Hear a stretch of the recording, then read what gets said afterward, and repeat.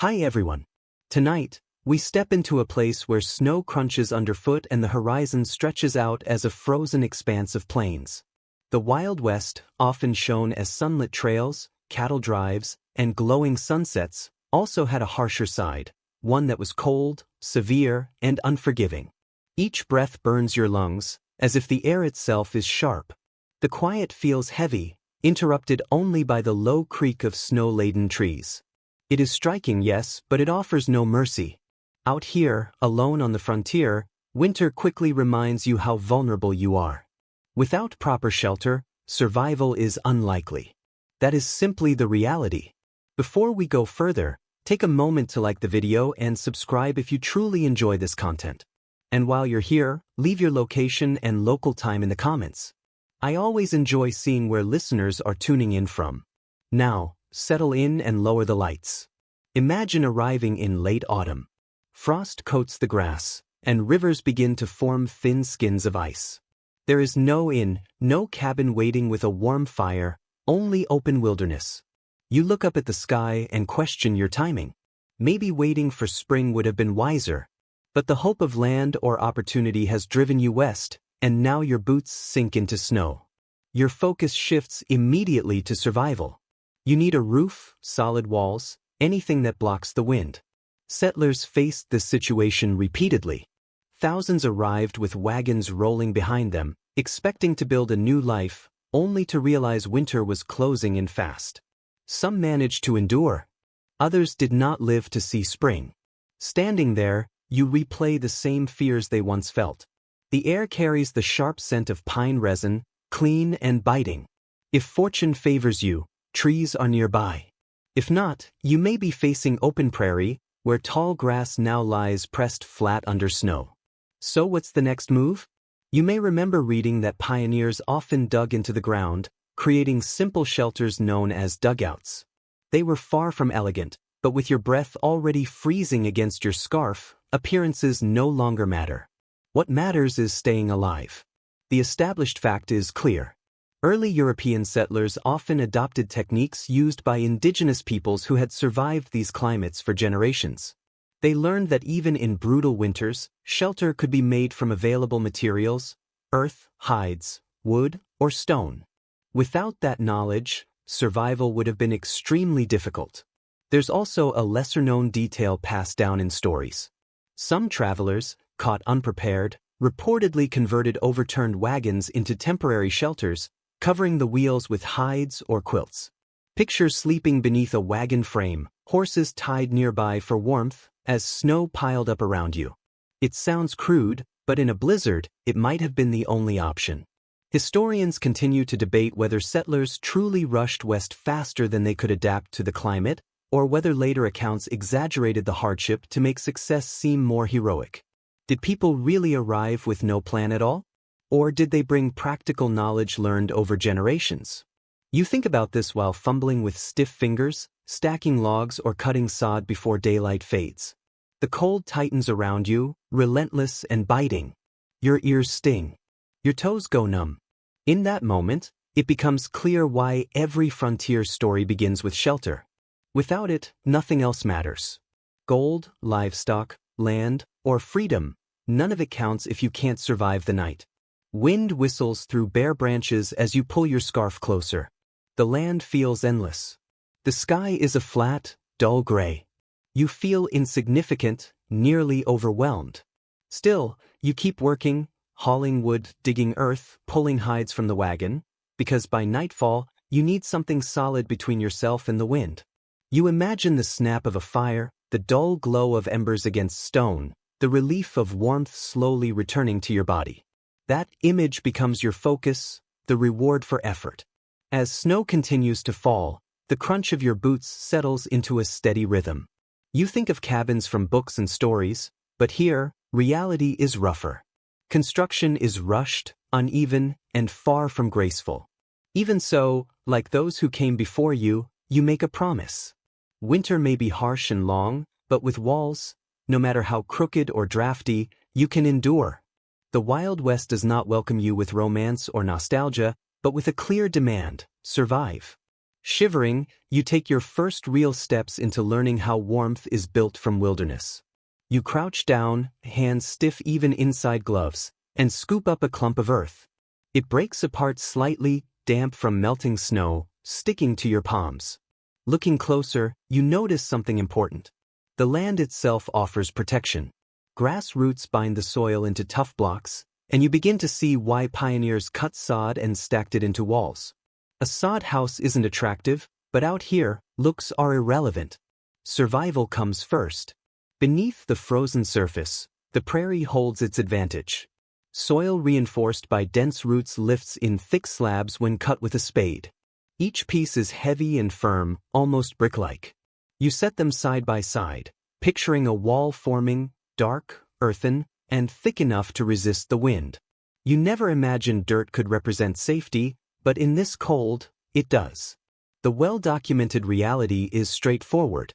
Across the Great Plains, where trees were limited, settlers depended on sod houses, sometimes called soddies. During the 19th century, families spent weeks stacking sod into walls often more than a foot thick, then smoothing the interior with mud or lime plaster. Sod was abundant, insulated well, and cost nothing. It was the land itself reshaped into shelter. There was also a lighter side to these homes. Visitors sometimes joked that grass grew on the roofs, making it look as though sheep could graze overhead while people lived below. Imagine eating dinner while green shoots waved above you. Not ideal decor, but effective. Of course, those grassy tops attracted mice, too, which scurried across at night like unwelcome visitors. Historians still disagree on whether sod houses were miserable or ingenious. They could leak mud during heavy rain, smell damp, and harbor insects. At the same time, they blocked wind, resisted fire better than wooden cabins, and often meant the difference between life and frostbite. Were they a hardship or a smart solution? The answer depends on whose journal you read.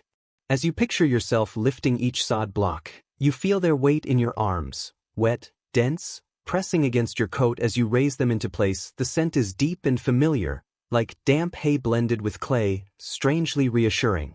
You drop one block beside another, pressing them firmly together. The wall rises slowly, inch by inch, the motion steady and almost calming. Outside, the wind cuts sharply, but within this ring of walls, its bite softens. You begin to feel the hint of warmth taking shape.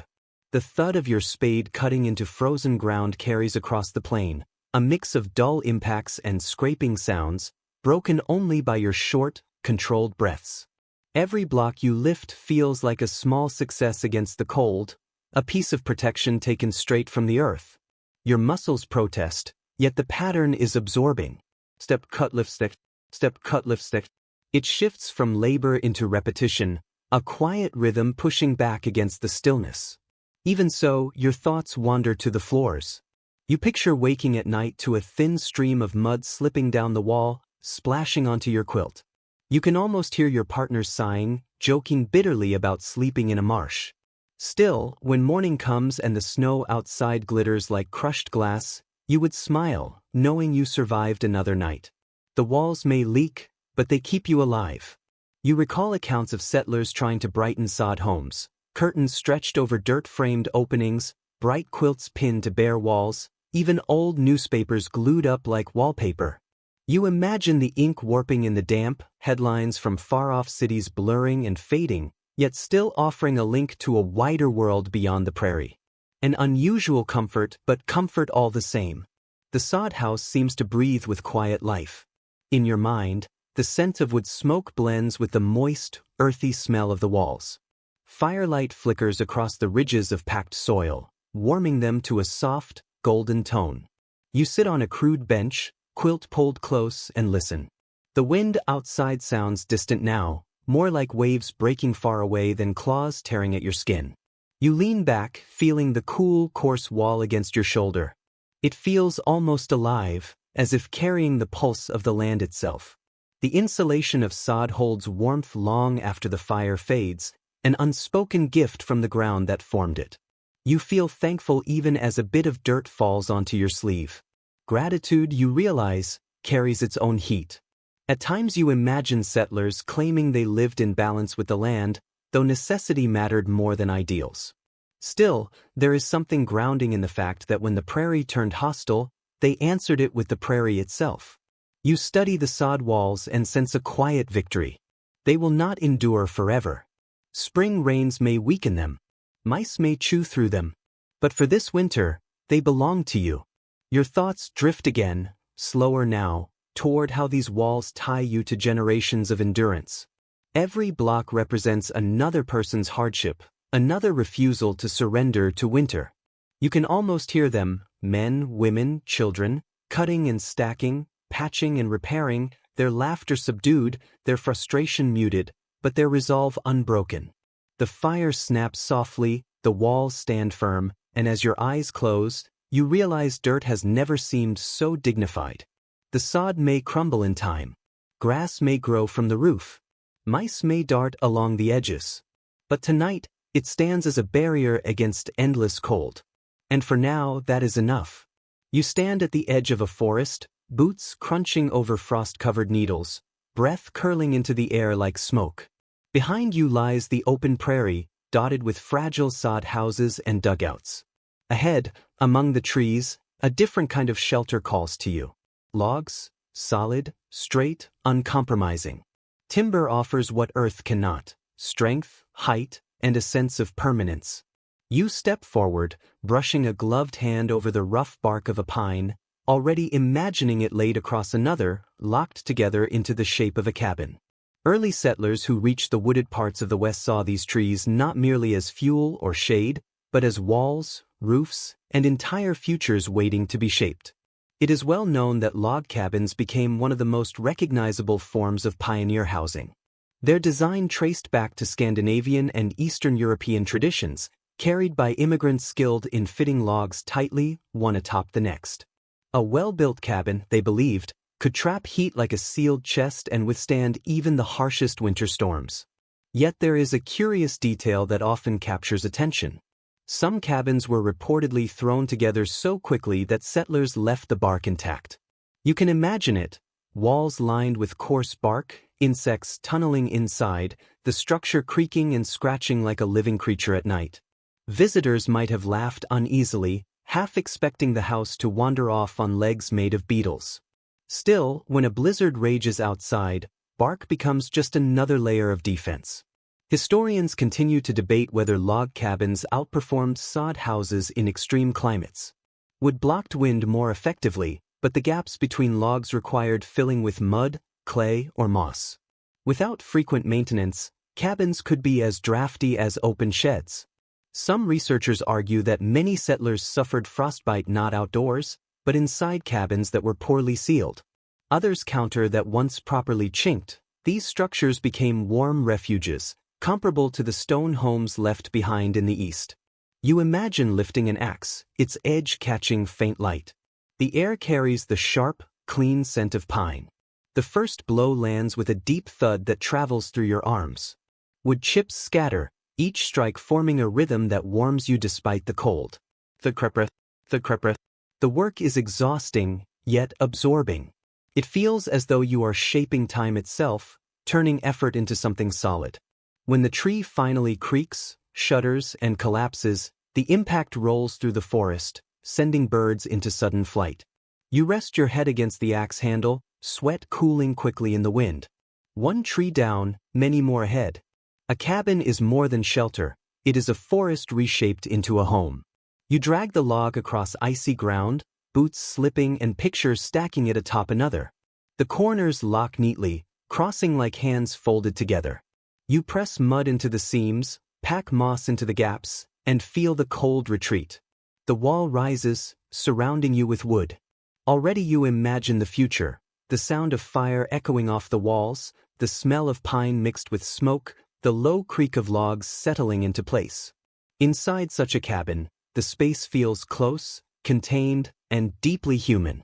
The wooden walls carry a light scent of resin and wet soil, and when the fire is lit, that smell deepens into something warmer, almost sweet. Your hand moves along the surface of the logs, smooth in places, rough in others. Every flaw feels like a mark left by the forest that now protects you. Yet cabins had their problems. Picture lying awake and hearing faint scratching sounds from within the walls. Mice slipping through narrow gaps, insects stirring inside the wood. Some settlers wrote of waking to see frost coating the interior walls, catching the firelight like crystals. You pull the quilt closer, realizing that even thick timber could struggle against extreme cold. Still, the log cabin meant more than simple protection. It was a declaration, a claim on the land, evidence that you were not merely passing through, but putting down roots. Neighbors often gathered to help raise the structure, their voices carrying through the trees as logs were lifted and dropped into place. Every heavy thud carried meaning. We will endure here. Your thoughts settle on one such gathering. Boots crunching on snow, skirts brushing past frozen grass, children running between stumps. A jug of cider is passed around. Steam rises from a pot of stew near the fire. Laughter mixes with the sound of tools biting into wood. The air feels warmer even as snow continues to fall, because something solid is being built together. When night comes and the roof finally settles on the cabin, you step inside. The fire burns brightly in the stone hearth, its light washing over the rough walls. Shadows move and shift. Outside, the wind roars and branches rattle, but indoors it fades into a distant sound. You place your hands on the walls and feel their firmness. No dripping mud, no collapsing sod, only strong timber standing firm. You lie on a straw mattress, quilt pulled tight, listening to the fire crackle. Your body finally relaxes, more than it has since arriving on this frozen ground. As sleep approaches, one thought remains. This cabin, like the sod house, has flaws. Creaks. Smoke escapes. Repairs are constant. But in the Wild West, perfection was never the aim. Survival was. With every notch cut, every crack filled with moss, you move closer to spring. Your eyes grow heavy. The fire dies down, embers glowing softly. Beyond the walls, wolves may howl, winds may batter the structure, snow may stack against the door, but inside, the warmth remains. You are wrapped not only in blankets, but in the strength of trees, the patience of labor, and the determination of those who refuse to surrender to winter. As you drift off, a small smile forms. This cabin is more than shelter. It is resistance shaped from wood. The forest thins, and once again you reach the edge of open land. Here, trees are scarce, but settlers did not stop simply because timber was limited. You look at your wagon, its canvas stretched over curved wooden ribs, the fabric already stiff with frost. For many, this thin covering was the first roof they had in the wilderness. A tent facing a western winter seems almost absurd. Yet thousands began this way. Diaries and letters suggest that canvas shelters were often the first step before permanent homes. Families traveled with wagons and cloth, using what little they had. At first, these tents were meant to last only a few nights, perhaps a week. But when early storms arrived, those canvas walls often became essential, buying time until stronger structures could be built. One account stands out. Travelers sometimes lined the inside of their tents with newspaper pages, pasting them up to block the wind. Imagine falling asleep beneath printed headlines, ink bleeding slightly in the damp air. The paper did more than stop drafts. It reminded families that a larger world still existed, filled with news from places they had left behind. Historians disagree on how effective canvas really was in winter. Some argue it trapped enough heat to make survival possible, especially with a small iron stove. Others claim it offered little protection, more illusion than shelter. The reality likely falls between those views. Weak on its own, but workable with constant fire and thoughtful reinforcement. Now picture yourself crawling into one of these tents. The canvas shifts gently in the wind. A low flap moves in steady rhythm. The smell is sharp, treated fabric mixed with wood smoke. You run your hand along the surface and feel the coarse weave, stiff against your skin. Light filters through in pale streaks. The space feels both confining and delicate, a clear reminder of how narrow the margin between safety and exposure truly is. Your breath clouds the air, rising in thin streams that catch the firelight. In the corner, a small stove glows faintly, its narrow pipe reaching through the top of the tent. Every few minutes, you stand to add another piece of wood, then return beneath your quilt. Sleep comes slowly. The cold presses close, persistent, but the canvas still holds. You imagine the wind outside, the tent groaning, snow striking the fabric with a soft hiss. The air carries the smell of pine smoke riding the storm. Inside, a trace of warmth remains, just enough to keep your hands from freezing. You feel grateful for even this fragile barrier, knowing that without it, you would be exposed beneath the open sky. Over time, settlers learned to improve these tents. They gathered timber, set rough poles as frames, leaned planks against the sides. The canvas became a covering stretched over a wooden frame. Each added layer brought a bit more protection, until eventually the cloth was replaced by boards. A shack, then a cabin, slowly took shape where a tent once stood. The process felt like giving form to the wilderness. Every nail driven, every board set against the wind, every patch of mud pressed into gaps turned weakness into strength. Some families left the canvas inside the finished cabin as a lining, a reminder of the tent that had sheltered them through their earliest winters. Picture sitting at a wooden table, tracing the wall with your fingers, sensing the old fabric hidden beneath. There is a rhythm to that memory. Hammer strikes, the creak of harness leather as oxen hauled logs, the soft settling of canvas over wood. At night, coyotes call beyond the firelight. You pull the flap closed, and inside feels like a separate world. Fragile, yes, but your own. In such spaces, the senses fixate on small details. The glow of embers casting shadows on cloth. The faint sweetness of dried grass packed along the ground to block drafts. The constant rush of wind outside, muted only slightly, and the sound of your own breathing, steady and persistent, proof that you remain. There is something sobering in knowing that many survived their first winters with nothing more than canvas, repaired and reinforced as best they could. It was not impressive. It was not lasting. But it was enough to carry them through to the next season. Enough to shift hopelessness into resolve. Enough to narrow the distance between ambition and survival. When you imagine yourself seated inside one of these temporary shelters, you feel both exposed and resilient. Exposed because you understand how fragile the protection really is. Resilient because it still stands. The cold has not taken you yet. As long as the canvas trembles overhead and the fire glows near your feet, you know you have held the darkness at bay. Your eyelids grow heavy, soothed by the steady whisper of fabric and the soft heat of the flames. Outside, snow continues to fall, covering everything in quiet. Inside, your breathing slows and your muscles relax. You know that tomorrow will bring work, hauling wood, repairing tears, and imagining a future where planks replace cloth. But for tonight, this thin shell of canvas is enough to keep the night outside. The tent slips from your thoughts, and you step forward into a clearing where something more solid faintly reflects the fading light. A hearth. A stack of river stones shaped into a low wall, darkened by years of smoke. You kneel, brushing your fingers across the rough surface, sensing the memory of heat that once lived there. A house without fire is just an enclosure, but a hearth transforms walls into shelter. Historical accounts suggest that on the western frontier, the fireplace was often the first structure completed. Before floors, before windows, sometimes even before a finished roof, families assembled stone hearths and chimneys. With them came warmth, a place to cook, and a shared center that made the wilderness feel livable. Without a controlled fire, settlers were little more than winter campers. An unusual detail appears in some travel letters from the time.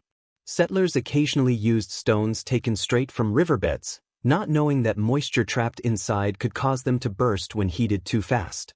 Imagine resting quietly by the fire when a river rock suddenly cracks, sending embers scattering across the room.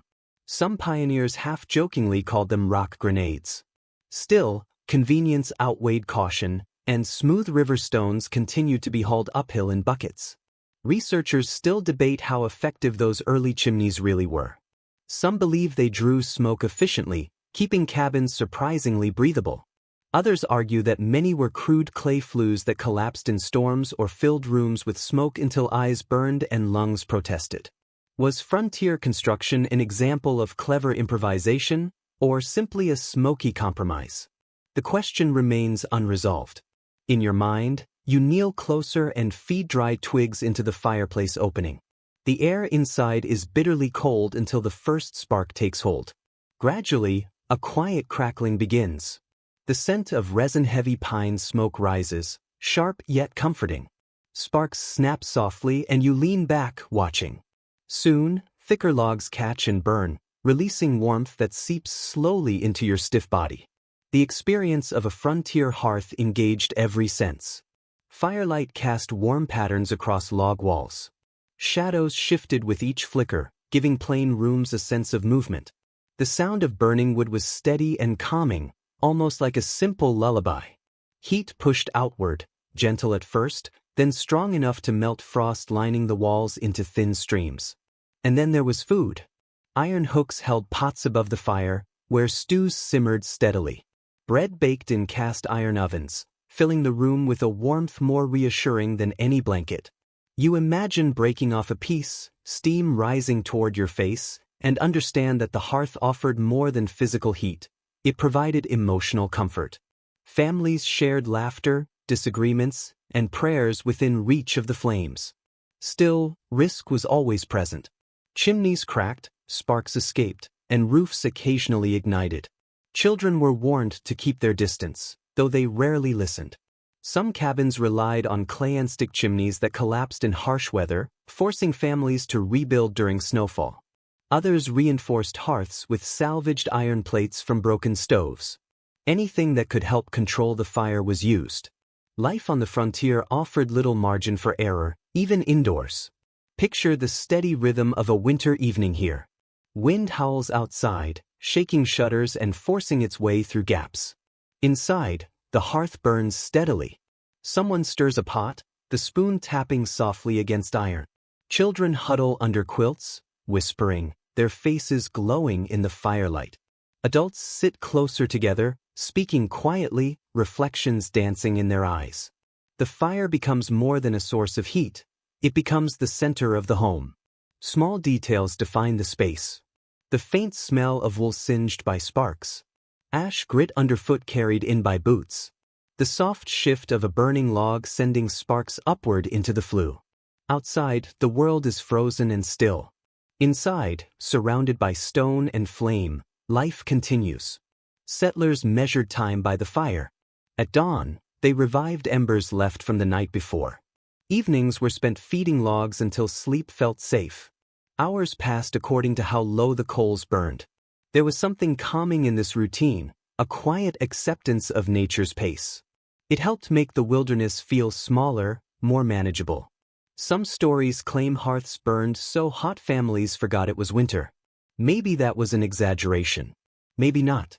Regardless, these stone hearths carried people through endless storms, through nights when wolves prowled nearby, through months of buried rooftops. Built with effort and endurance, they worked. As you rest in this imagined space, the fire remains steady. Sparks rise and disappear into the chimney. The stones release a slow, lasting warmth. Your body relaxes, your breathing evens out. Beyond the walls, the cold still rules. But here, before the hearth, there is warmth, and something close to peace. The glow fades to embers in your thoughts, and you step back into the frozen air. Snow has drifted higher around your boots, muting all sound except your steps. You notice the cabin wall beside you, packed thick with snow. At first it seems accidental, but then you realize it was intentional. Settlers discovered that snow could act as insulation. Despite appearances, packed snow traps air, slowing heat loss. This same principle allowed Arctic peoples to build igloos that stayed warm inside even in extreme cold. Frontier families adopted the idea, banking snow against cabin walls and sod houses to block wind. One account in Homesteaders' letters describes children assigned the task of snow chinking. While adults patched walls with clay or moss, children shoveled snow into gaps, stacking it higher and higher until cabins appeared half-buried. They treated it like a game, staying warm through movement, while making the interior noticeably more comfortable. Historians still debate how common this practice truly was. Brutal winters.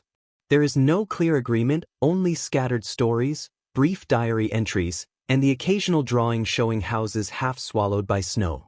Picture yourself stepping into a storm, shovel in hand, intentionally stacking snow against your own walls.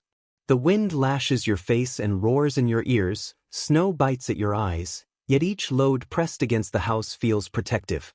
The noise dulls into a heavy, hollow thump as shovel meets drift, followed by the soft hush of snow settling. Your hands ache with cold, but you keep going because you understand that this frozen barrier will trap precious warmth inside. When you finally step back indoors, the change is noticeable at once. The wind no longer slips through cracks with the same sharp edge. The air feels denser, steadier. It remains cold, but it is softer, less punishing. You shake snow from your coat, knock ice from your boots, and sit near the fire, thankful for the unexpected shelter provided by what you once feared. The sensory details become clearer. There is a faint wet smell where snow presses against wood, an earthy mustiness mixed with crisp cold. You place your hand on the inner wall, expecting it to sting with chill, but it feels nearly neutral.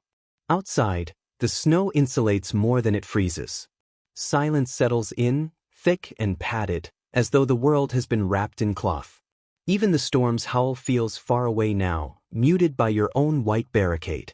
This approach carried real dangers. Too much snow on a roof could cause it to cave in, especially when packed hard against weak walls. Moisture could creep inside and rot timber once spring arrived. Families walked a narrow path between safety and ruin. Still, when temperatures plunged, options were limited. Survival required improvisation, even when the solution introduced new risks. In your imagination, you see children laughing as they shovel, unaware of the stakes.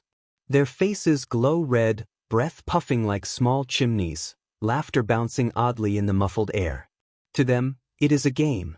To the parents watching from the doorway, it is protection against death. That contrast stays with you. Snowball fights blending into life-saving construction. At times, neighbors even competed, bragging about whose house was buried deepest. A traveler might wander into such a place and see only rooftops breaking through rolling white drifts, smoke curling lazily upward. Inside those snow-wrapped homes, families sat warm, windows etched with frost like lace, breath unseen in the heavier air. The quiet must have been intense. No creak of branches, no bird calls, no distant water, only the pop of the fire and the occasional drip where melting snow found its way in. The frozen world outside was hushed, turned into insulation. Indoors, life continued inside a strange cocoon of comfort. You lean back and close your eyes. The sense of snow pressing close feels weighty yet reassuring, like the land itself holding you. In this moment, it is not hostile. It is useful, protective, unexpectedly gentle. You hear only your own slow breathing and the steady pulse of a fire that refuses to die. Tomorrow the snow may shift, the wind may rise, the walls may creak. But tonight, you trust the white shield you built. You exhale, sink deeper into blankets, and let the softened silence guide you toward sleep. That muted quiet fades into another memory. The smell of leather and musk, the feel of thick fur beneath your palm. You are inside a shelter made not of wood or sod, but of hides, dark, flexible, stretched tight over a frame. Buffalo hides sewn together with sinew form walls that seem to return warmth to those inside. Most surviving accounts agree that both indigenous peoples and later settlers depended heavily on buffalo hides for winter protection. These hides served not only as blankets, but as building materials, hung over doorways, laid across roofs, or pulled over poles to create entire shelters. When properly prepared, buffalo hide was heavy, wind-resistant, and remarkably effective at holding heat. One small story appears in oral tradition. Some families layered several hides with dried grass or even old newspapers between them, creating an early form of insulation. Picture your hand moving across such a wall, soft on the surface, uneven beneath, and surprisingly warm. Scholars still debate how common hide shelters were among settlers themselves. Many records highlight indigenous skill, especially among plains tribes who perfected hide use in teepees and coverings. Some historians believe homesteaders adopted these methods widely during severe winters. Others argue that most settlers relied on wood and sod, using hides only as temporary measures. The boundary between cultural borrowing and sheer necessity remains unclear and continues to spark discussion. You imagine stepping into one of these fur-draped shelters. A heavy flap brushes your shoulders as you duck inside. Instantly, the air changes. Outside, the wind screamed across open land. Inside, it is quiet, warmer, carrying a faint mix of smoke and animal scent. You kneel and touch the wall. It is cool yet flexible, seeming to capture the fire's warmth and release it back in slow waves. A small fire burns low at the center, its light reflecting off the hides, giving them a dark sheen. Shadows move along the curved walls, soft and flowing, like the inside of something alive. The crackle of flame feels closer, more personal, strengthened by the tight space. Every sound echoes slightly, reminding you that this shelter is less rigid than logs or stone, more like skin stretched over the frame of the earth. You inhale deeply. The air tastes of smoke and leather, sharp yet comforting. Quilts spread across the floor feel thicker and warmer here. You notice how nothing from the animal is wasted. The hides for walls, bones for tools, sinew for thread. It reflects a practical respect for survival, a lesson settlers gradually learned from tribes who had long known this land. Still, these shelters had drawbacks. Rain could soak into the hides, making them sag and heavy. Extreme cold stiffened them until they were hard to move. Strong winds caused the walls to ripple, groan, and sometimes threaten to tear free. Imagine lying awake, listening to the fabric strain, half convinced the shelter might lift away. Even so, compared to the sharp wind outside, the risk felt acceptable. Daily life within these hide-covered spaces was filled with texture and routine. Children played near the fire, their voices echoing softly.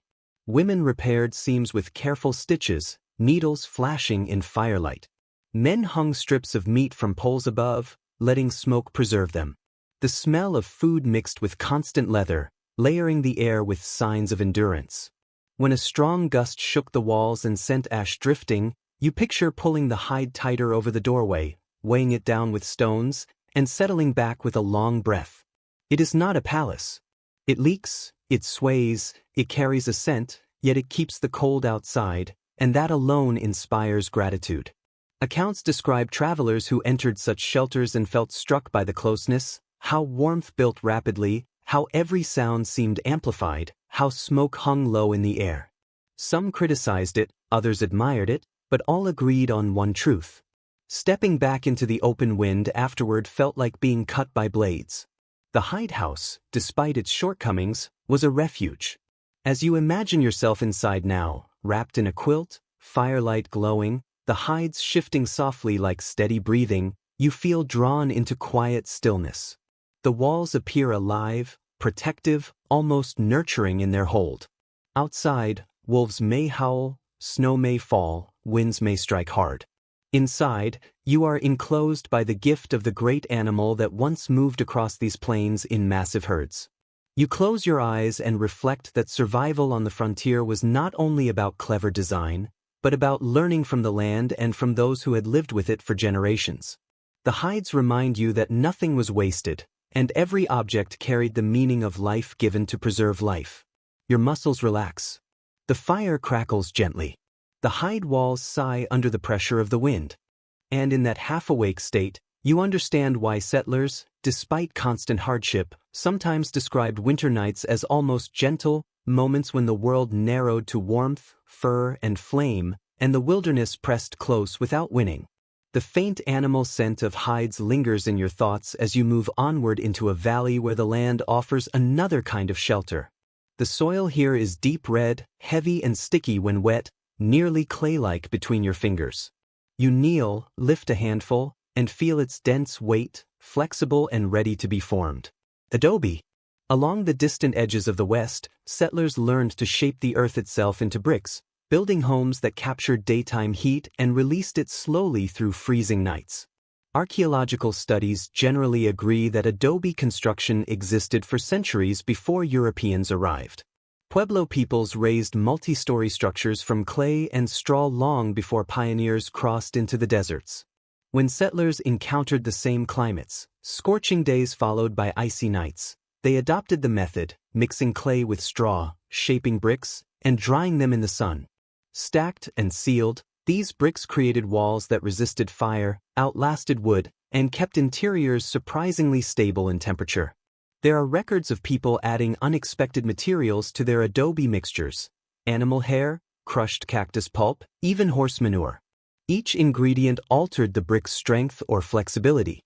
Picture yourself stirring a pit of mud with straw and cactus pads, laughing uneasily at the mess, yet confident it will soon become a wall thick enough to face a blizzard.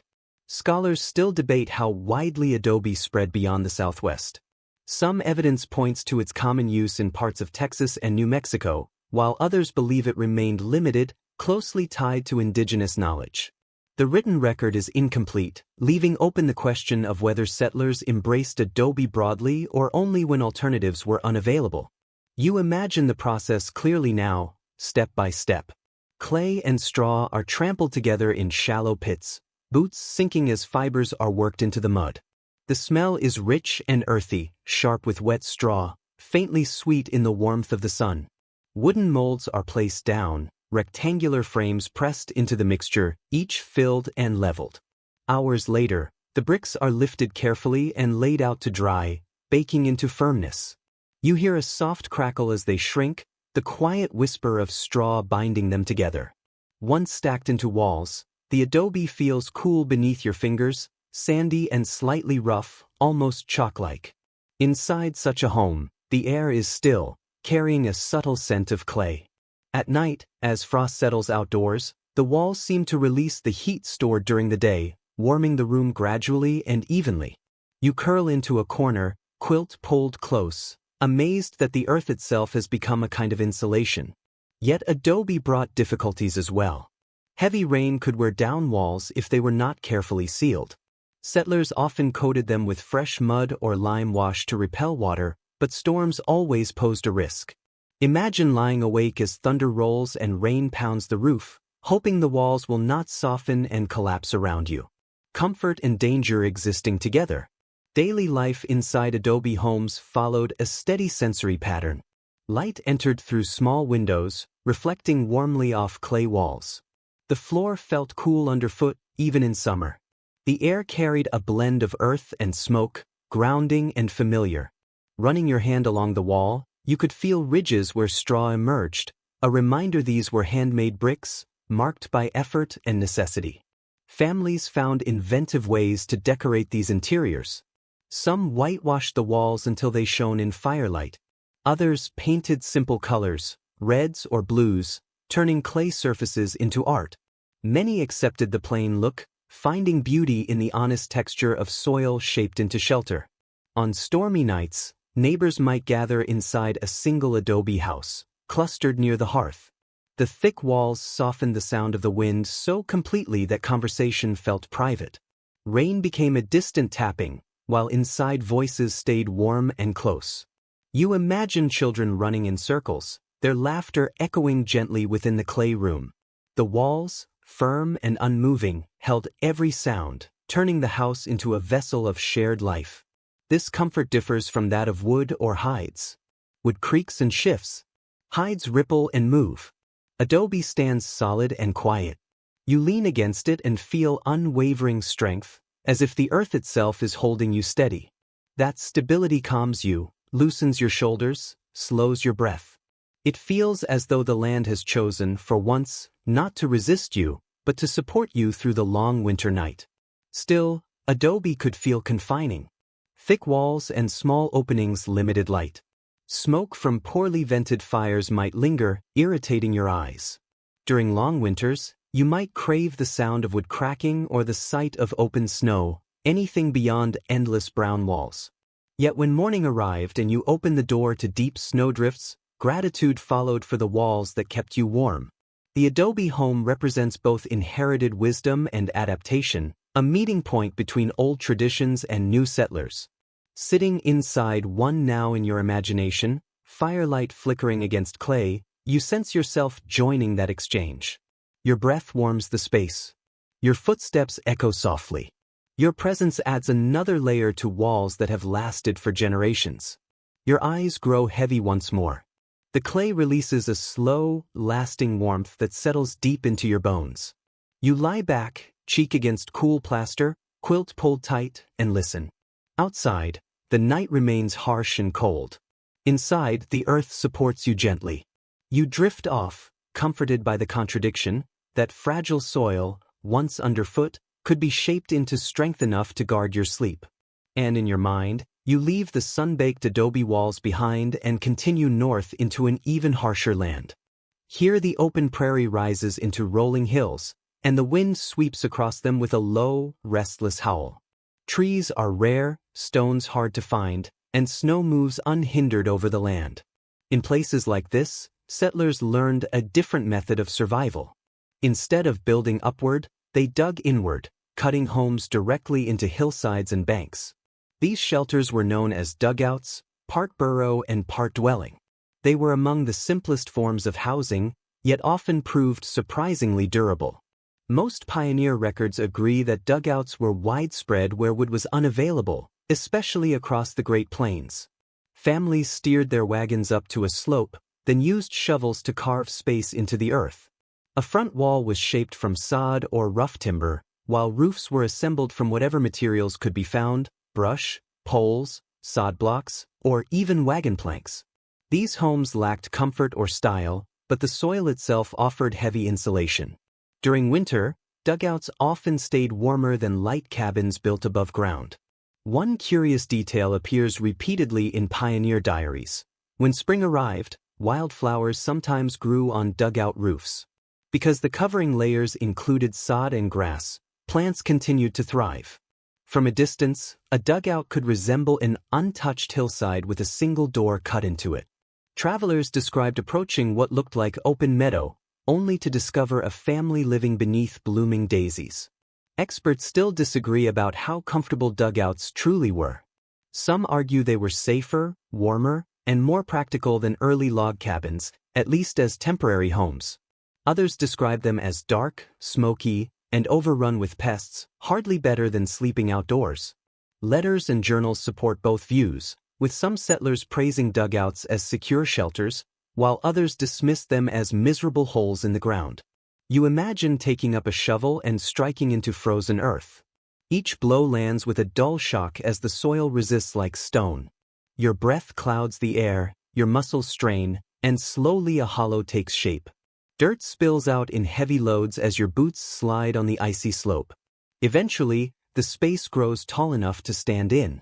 The air smells damp and mineral-rich. Cold seeps from the walls, but the wind no longer reaches you. The change is immediate. At the front, a wall of sod begins to rise, uneven and rough. You stack thick blocks until only a narrow doorway remains. Above, you lay brush, then poles, then more sod. The roof bows slightly but holds. Inside, you bend your head to clear the low ceiling. Faint light filters through cracks, which you seal with mud. A deep stillness settles. What you have made is a burrow, a cave, a home. Inside, the sensations are unlike those of any wooden structure. The walls feel gritty and damp beneath your hand. The air is calm. Earthy smells mix with the light sweetness of smoke from your fire.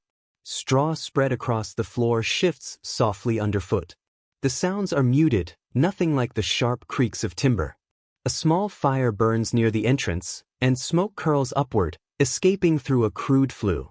Your eyes sting briefly, but warmth slowly builds. Families who lived in dugouts often remembered the closeness.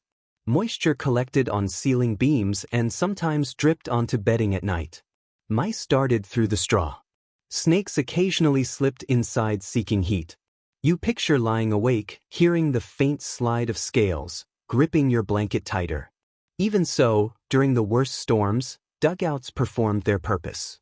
They kept people alive. Neighbors sometimes joked that prairie families lived in basements without houses above them. Yet life inside could be lively. You imagine wind screaming across the open land while lamplight flickers against earth walls. Children sit nearby, trading stories.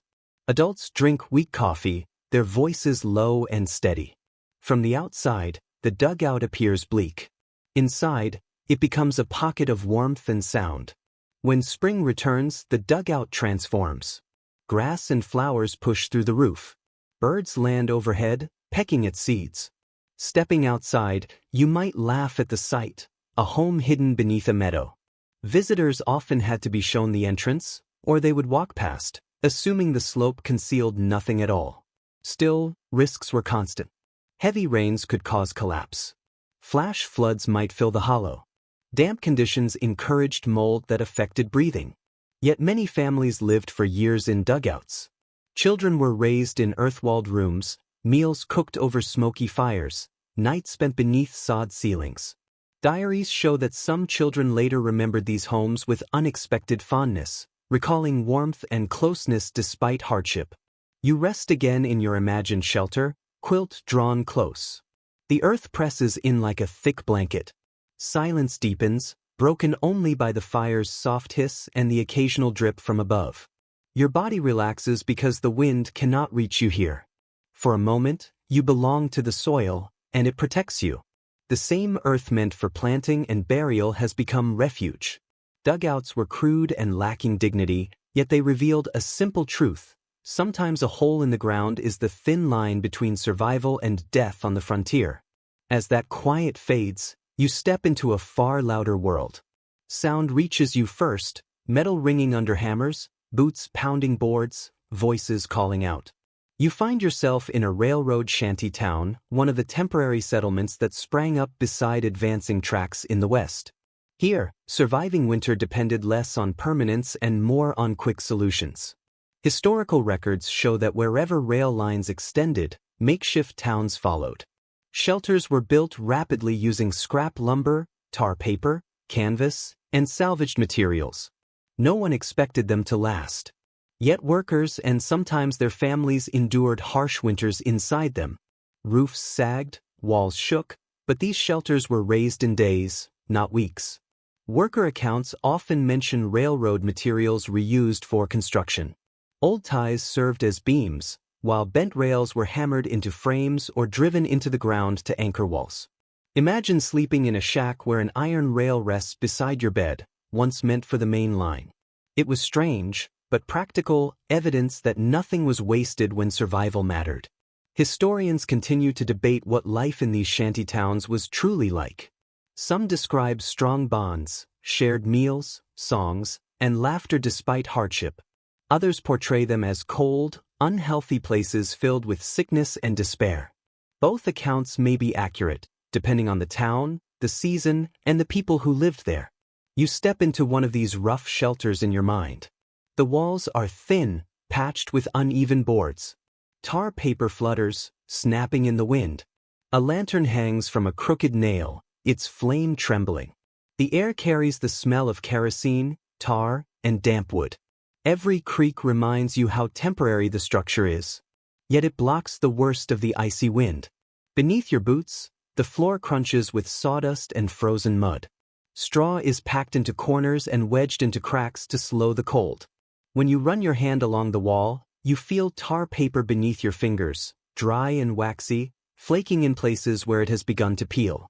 Outside, the wind shoves hard against the shack, making it shudder, but for the moment the boards stay in place. Inside, everything feels close and crowded. Men sit shoulder to shoulder on rough benches, their breath visible as it rises into the chilled air. A fiddle plays nearby, the sound thin and scratchy yet lively, bouncing strangely off the tight walls. A pot of beans simmers on a small iron stove, its lid clattering each time the wind surges.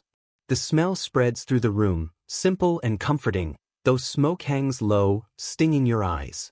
You can picture the noise of conversation filling the space. Workers trade stories, bragging about the number of ties laid that day or muttering complaints about the foreman. Laughter breaks out, then dissolves into a rough cough. Someone pours coffee into a dented tin cup. Children dart between adults, their voices sharp and cheerful, even as they shiver beneath patched coats. The sound never truly stops. It is busy, loud, and alive, the opposite of the heavy quiet you left behind in the dugout. Yet risk is never far away. Fires start easily when stoves tip or lanterns spill. Sickness moves fast in air shared by so many. When the wind turns violent, entire shacks have collapsed, their thin boards giving way under the weight of snow. Still, the workers rebuilt. Boards are nailed back into place, tar paper hammered flat, because trains must run and people must stay warm. Outside, the settlement is just as striking. Lines of shanties lean into one another, roofs repaired with whatever materials could be found. Tin sheets, old blankets, even canvas coated in tar. Smoke curls upward in uneven columns. The air rings with hammer blows, distant train whistles, and the crunch of boots on snow. Dogs bark, horses whinny, children shout, all merging into a rough chorus of survival. After dark, the town seems to glow softly, lantern lights seeping through cracks and loose seams. From afar, it might appear fragile, even pitiful. But step inside, and the determination is unmistakable. These walls, crude as they are, push the night back. Your senses take everything in. Smoke clings bitterly to your clothes. Cold drafts slip through unseen gaps, brushing your face like icy fingers. Bodies pressed close create shared warmth, each breath adding to a small pocket of heat. The shack's rattle in the wind is both unsettling and oddly reassuring. It is a reminder that survival is rarely graceful. More often, it is loud, crowded, and held together with whatever scraps are close at hand. By morning, some of these men will move on, pushing farther down the line. New shacks will rise, just as rough and just as temporary. This town may disappear, its boards scattered, its tar paper burned or buried beneath snow. But tonight, you sit inside, a quilt around your shoulders, lanterns swaying overhead, listening to the fiddle and the wind. The shanty town reflects both hardship and a quiet sense of togetherness. Alone, the cold could finish you. Together, even behind flimsy walls, you endure. As your eyes close, rocked by the steady shaking of boards, you realize that survival is often less about what you build and more about who you build beside.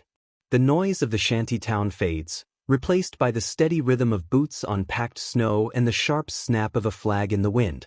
You arrive at a frontier fort, its outlines stark against the pale sky. Square timber walls rise high, watchtowers jut from the corners, and heavy gates creak as they open to let you in. Unlike the shanty or the dugout, this place was designed with purpose, not only to shelter a family, but to protect groups through long winters. Military records clearly show that forts dotted the western frontier, serving as both defensive positions and centers of community.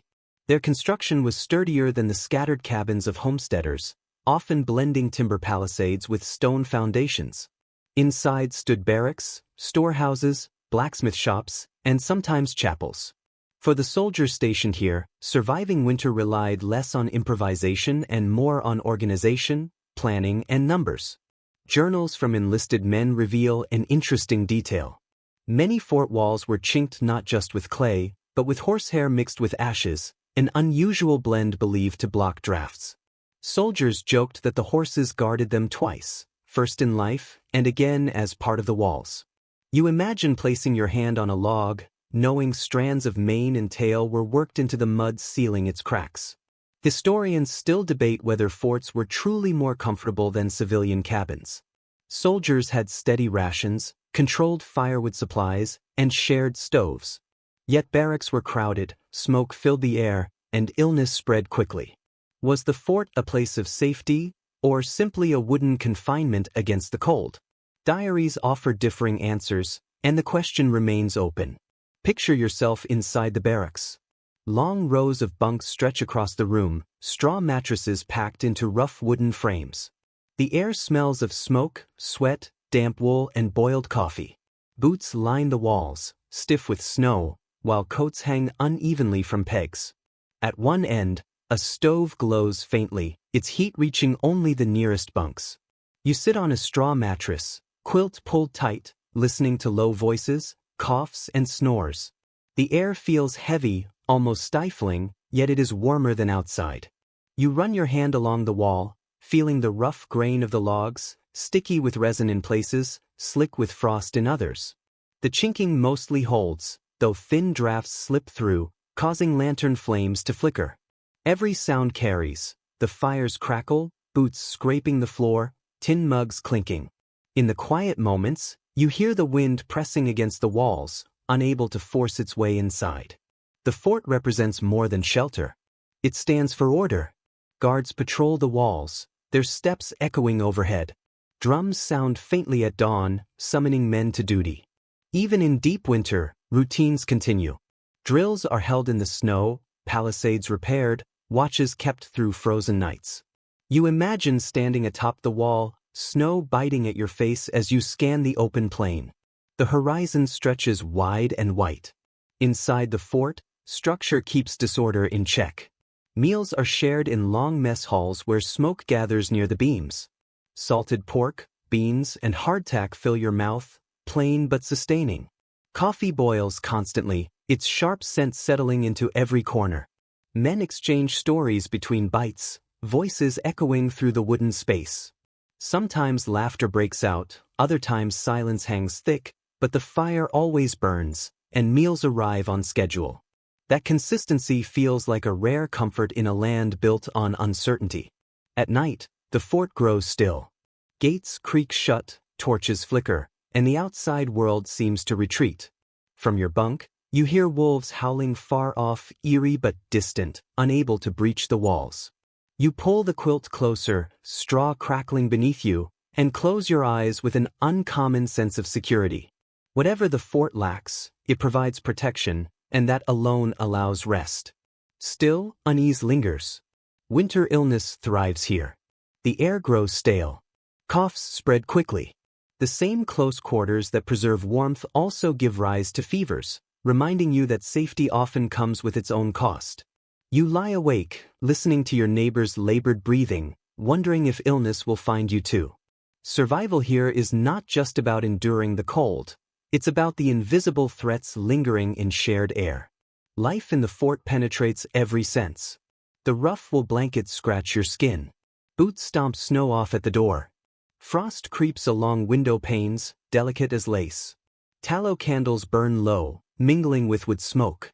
It is both confining and oddly comforting, a paradox that defines every winter behind the palisade.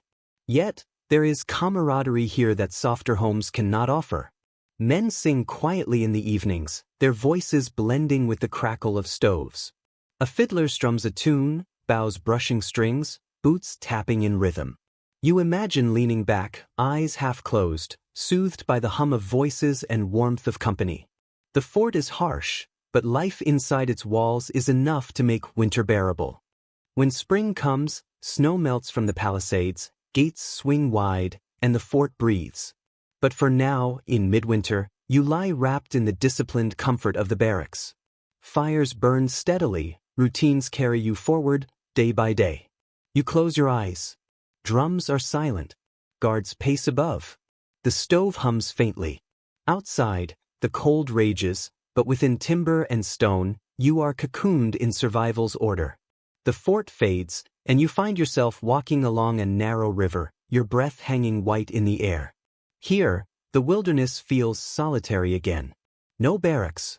No sergeant shouting orders. Only a trail of footprints winding into the trees.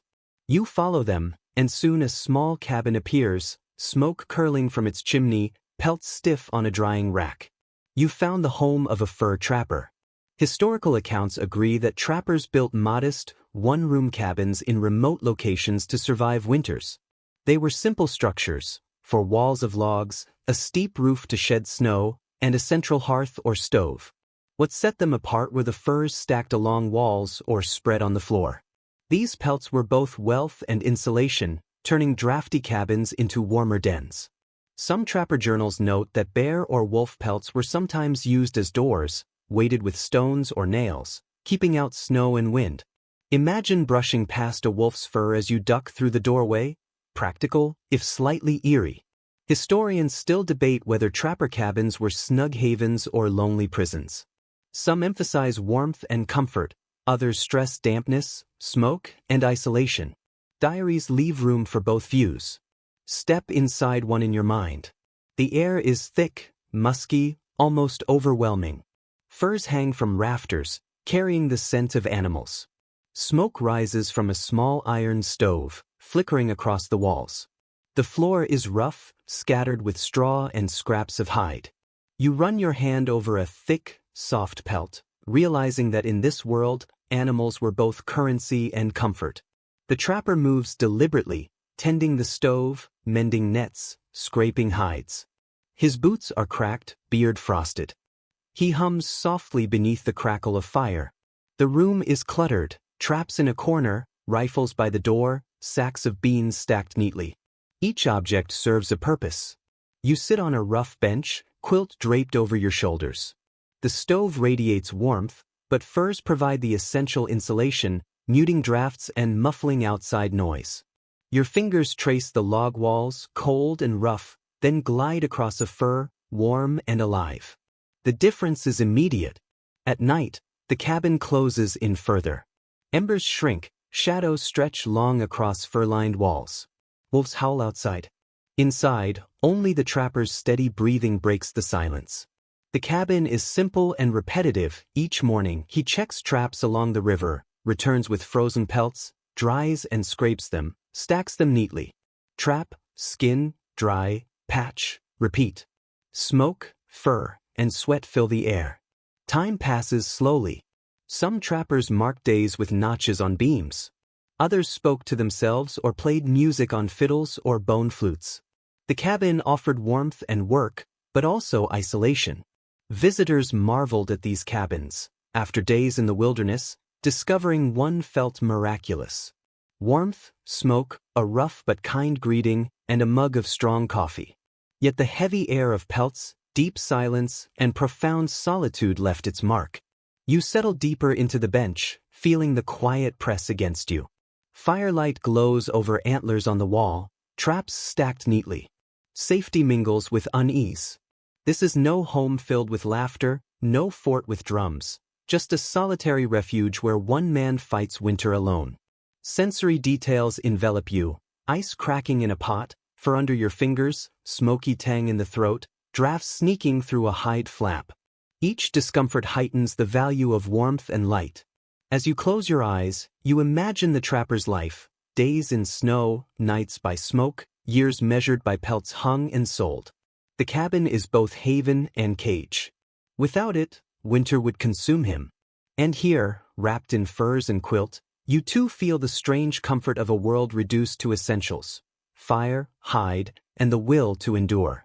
The trapper's lonely cabin fades from view as you enter a different kind of dwelling. Here, the air feels alive with smoke, twisting and unsure where to go. You have stepped into a place where survival depends on one small but crucial invention: the chimney.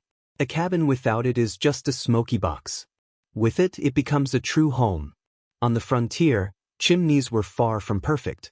Records from the time show that every pioneer family struggled with them. To stay warm, you needed fire. To have fire, you needed a way to let smoke escape without losing heat. Some built chimneys from stone, others from clay and sticks plastered together. Some made crude flues from mud and sod. None were flawless. The difference between a comfortable evening and a room full of choking smoke often came down to the skill, or luck, of the builder. One odd detail from settlers' memoirs is that some stuffed bottles or jars into their chimney walls. Heated, the glass was supposed to absorb and radiate warmth back into the room. It was an unusual experiment, not always successful, but you can imagine firelight glinting off the glass, turning a drafty chimney into a primitive lantern. Historians remain divided on whether early chimneys helped more than they harmed. Some accounts praise them as life-saving inventions that drew smoke upward, keeping rooms breathable. Others insist many simply belched soot back inside, leaving families coughing, their walls blackened, quilts smelling of ash. Even today, the debate continues. Were chimneys frontier triumphs or imperfect compromises? Picture yourself kneeling before a hearth. Smoke curls upward, rising steadily at first, disappearing into the chimney. Relief washes over you. The air feels clean, your eyes don't sting. But a gust rattles the walls. Suddenly, smoke billows back, filling the room with a choking gray haze. You cough, wave your hand, eyes watering, scrambling to adjust the damper. Life inside depended not just on fire, but on mastering this delicate balance. The sensory world is intense. Walls smell of soot, sticky to the touch. The air tastes bitter, ash clinging to your tongue. Wind whistles through the chimney like a distant howl, while the fire crackles stubbornly, reminding you that warmth always comes at a cost. Families tried countless tricks. Some built chimneys wide enough to step inside, hoping size would control smoke. Others narrowed them so much flames sputtered, nearly suffocating. Many plastered chimneys with mud each season, sealing cracks that could let sparks escape. And there was the constant chore of sweeping soot, climbing icy roofs with brushes or branches to keep flues clear. Imagine waking in the night to smoke pooling overhead, eyes burning, lungs aching. You rush to open a shutter, icy wind blasting in as smoke escapes. Cold seeps in, undoing hours of careful fire tending. You pull the quilt tight, muttering that tomorrow you'll patch the flue, but tomorrow brings the same struggle. Yet when a chimney worked, the effect was remarkable. The room glowed warmly, air felt breathable, and for once you could sit by the fire without coughing. Meals cooked evenly, light filled the room, and conversation lingered late into the night. The chimney was not just a way for smoke to escape, it was proof that your home was more than a hut. It was civilized, even on the frontier. Life revolved around it. Children gathered by the fire, reading under the gentle hum of the chimney. Mothers hung kettles on iron cranes, stirring stews rich with beans and salted pork. Fathers leaned back in rough chairs, letting warmth seep into weary bones. Outside, wind screamed. Inside, the chimney carried it away, replacing chaos with calm. Of course, danger never vanished. Sparks could leap from chimneys, igniting sod roofs or nearby brush. Entire cabins sometimes burned from a single ember. You imagine lying in bed, hearing a sudden crackle above, realizing the roof is ablaze. Panic erupts, buckets of snow hurled upward, shouts piercing the night. Even salvation carried risk. Still, the sound of a well-functioning chimney was unmatched. The steady draft pulling smoke upward left the hearth glowing, clean and steady. It was a frontier lullaby, a reminder that human hands could tame chaos. Imperfect and fragile, the chimney was a fragile miracle. You close your eyes, hearing the faint whistle of wind up the flue, feeling warmth seep across your skin. The air smells faintly of pine smoke and singed wool, but it is breathable, almost sweet compared to the choking haze before. You sink into the rhythm of fire and chimney. Outside, night howls. Inside, you finally breathe easy. The smoky breath of the chimney fades from memory as you step into another kind of shelter, where warmth comes not from fire alone but from bodies pressed close together. Ahead stands a long, low building, roof sagging under snow, lantern light glowing through wooden slits. Pushing open the door, warmth hits you, not from a stove, but from dozens of people sharing one roof. You have entered a frontier bunkhouse. Historical records show these were common in 19th century mining towns, ranches, and settlements. Large communal shelters, built quickly from available timber, they housed men far from home. Rows of bunks or hammocks lined the walls, every inch of space used. They were not luxurious, but shared heat and resources allowed survival through harsh winters. Old ranch accounts reveal a curious detail: straw packed between walls as primitive insulation. When it decayed, mice ran rampant, scratching and squeaking in the night. Imagine trying to sleep while dozens of men snored, coughed, muttered, and small paws scurried above. Life here was crowded, layered with minor irritations. Historians still debate whether bunkhouses fostered camaraderie or resentment. Some describe lively spaces filled with laughter, song, and friendship. Others call them grim, filthy, tense, where quarrels flared easily. Likely, the truth varied with the men, the work, and the weather. Step inside in your mind. Air thick with smoke, sweat, and damp wool. Lanterns sway dimly from rafters, casting a smoky glow.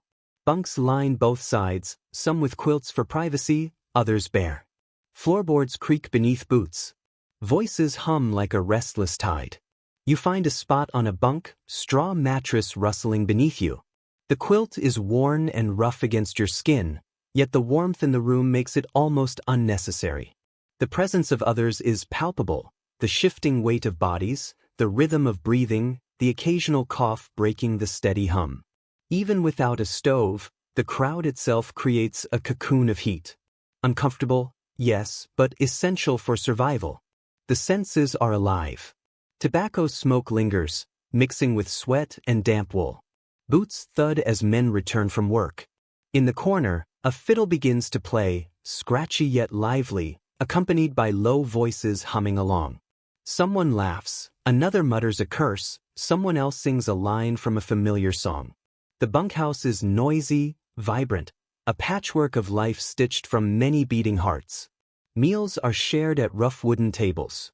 Tin cups clatter, spoons scrape against bowls, voices rise in argument and laughter.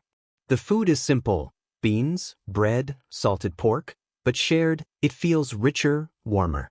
Chairs scrape, stories murmur between bites. Men recall distant families or joke about the day's labor.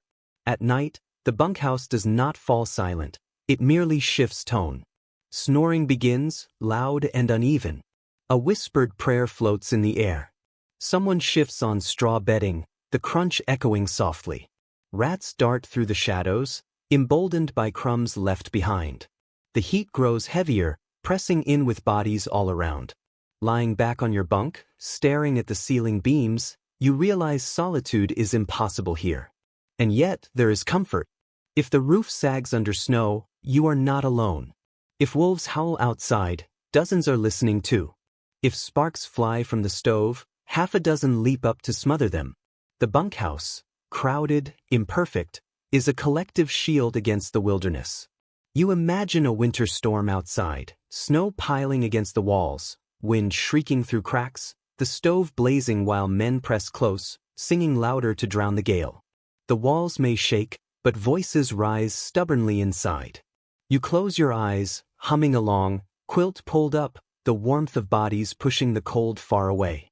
The textures, smells, and sounds, wool scratching your cheek, lantern light flickering through quilts, the rhythmic rise and fall of breath, carry you gently toward sleep.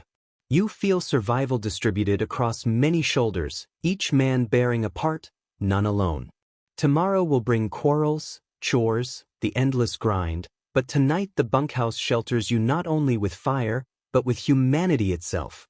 You sigh, letting the noise fade into background music, drifting in the knowledge that here, in this crowded refuge, you are safe from the cold outside. Slowly the sounds change. Boots, fiddles, and coughs give way to the soft creak of poles in the wind, the gentle flap of canvas, and the low hum of fire crackling in a circle. Looking up, you see a conical silhouette against the snow, tall, elegant, smoke rising smoothly from its peak. You have entered a teepee, a shelter refined over centuries by indigenous peoples of the plains and admired by settlers moving west. The teepee is widely recognized as one of the most efficient portable dwellings in harsh climates, built with long poles arranged in a cone, covered by buffalo hides or canvas. It could be dismantled quickly, moved with the herd, its shape shedding snow and rain. The flap system provided ventilation while directing smoke upward. Where settlers often struggled with smoky cabins or collapsing roofs, teepees solved these problems gracefully. Travelers' journals note how some families painted their teepees with symbolic designs, lightning bolts, suns, animal spirits, that told stories and were believed to protect the inhabitants. Imagine lying inside on a winter night, a painted buffalo above you, feeling its watchful presence guarding you from the storm. Researchers continue to debate how much settlers adopted or adapted teepee designs. Some accounts suggest pioneers experimented with conical shelters when caught in snowstorms, while others claim settlers admired teepees but lacked the skill or materials to replicate them.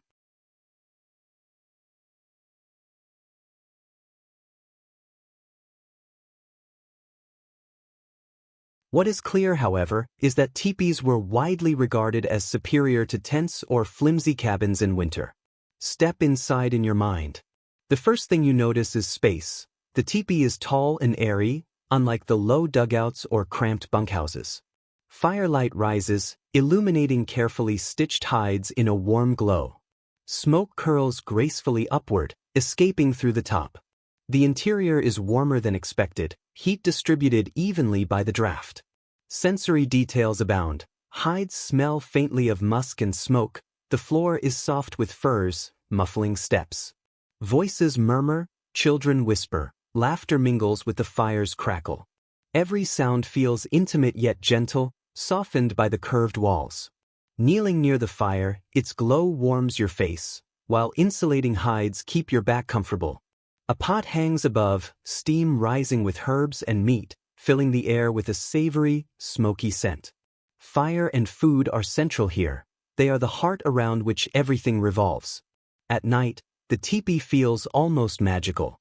Flames flicker across painted designs, bringing them to life. Horses gallop, eagles soar, lightning flashes. Outside, the wind howls, but the conical walls deflect it, creaking softly yet holding firm. Curled beneath a quilt or fur, listening to the rhythm of breath, you feel not just protected, but part of a rhythm older than the frontier. Teepees had challenges. In extreme cold, hides stiffened, making adjustments harder. Snow sometimes drifted inside the base. Moving them in blizzards required effort. Yet compared to canvas tents or sod houses, their balance of portability, insulation, and ventilation was unmatched. Settlers often marveled at how indigenous families could strike camp, travel miles, and re-establish shelter in a single day, something most homesteaders could never manage. Inside, daily life unfolds. Women tend fires, children play with carved toys on fur mats, elders tell stories as flames dance across their faces. Songs rise and echo faintly in the cone.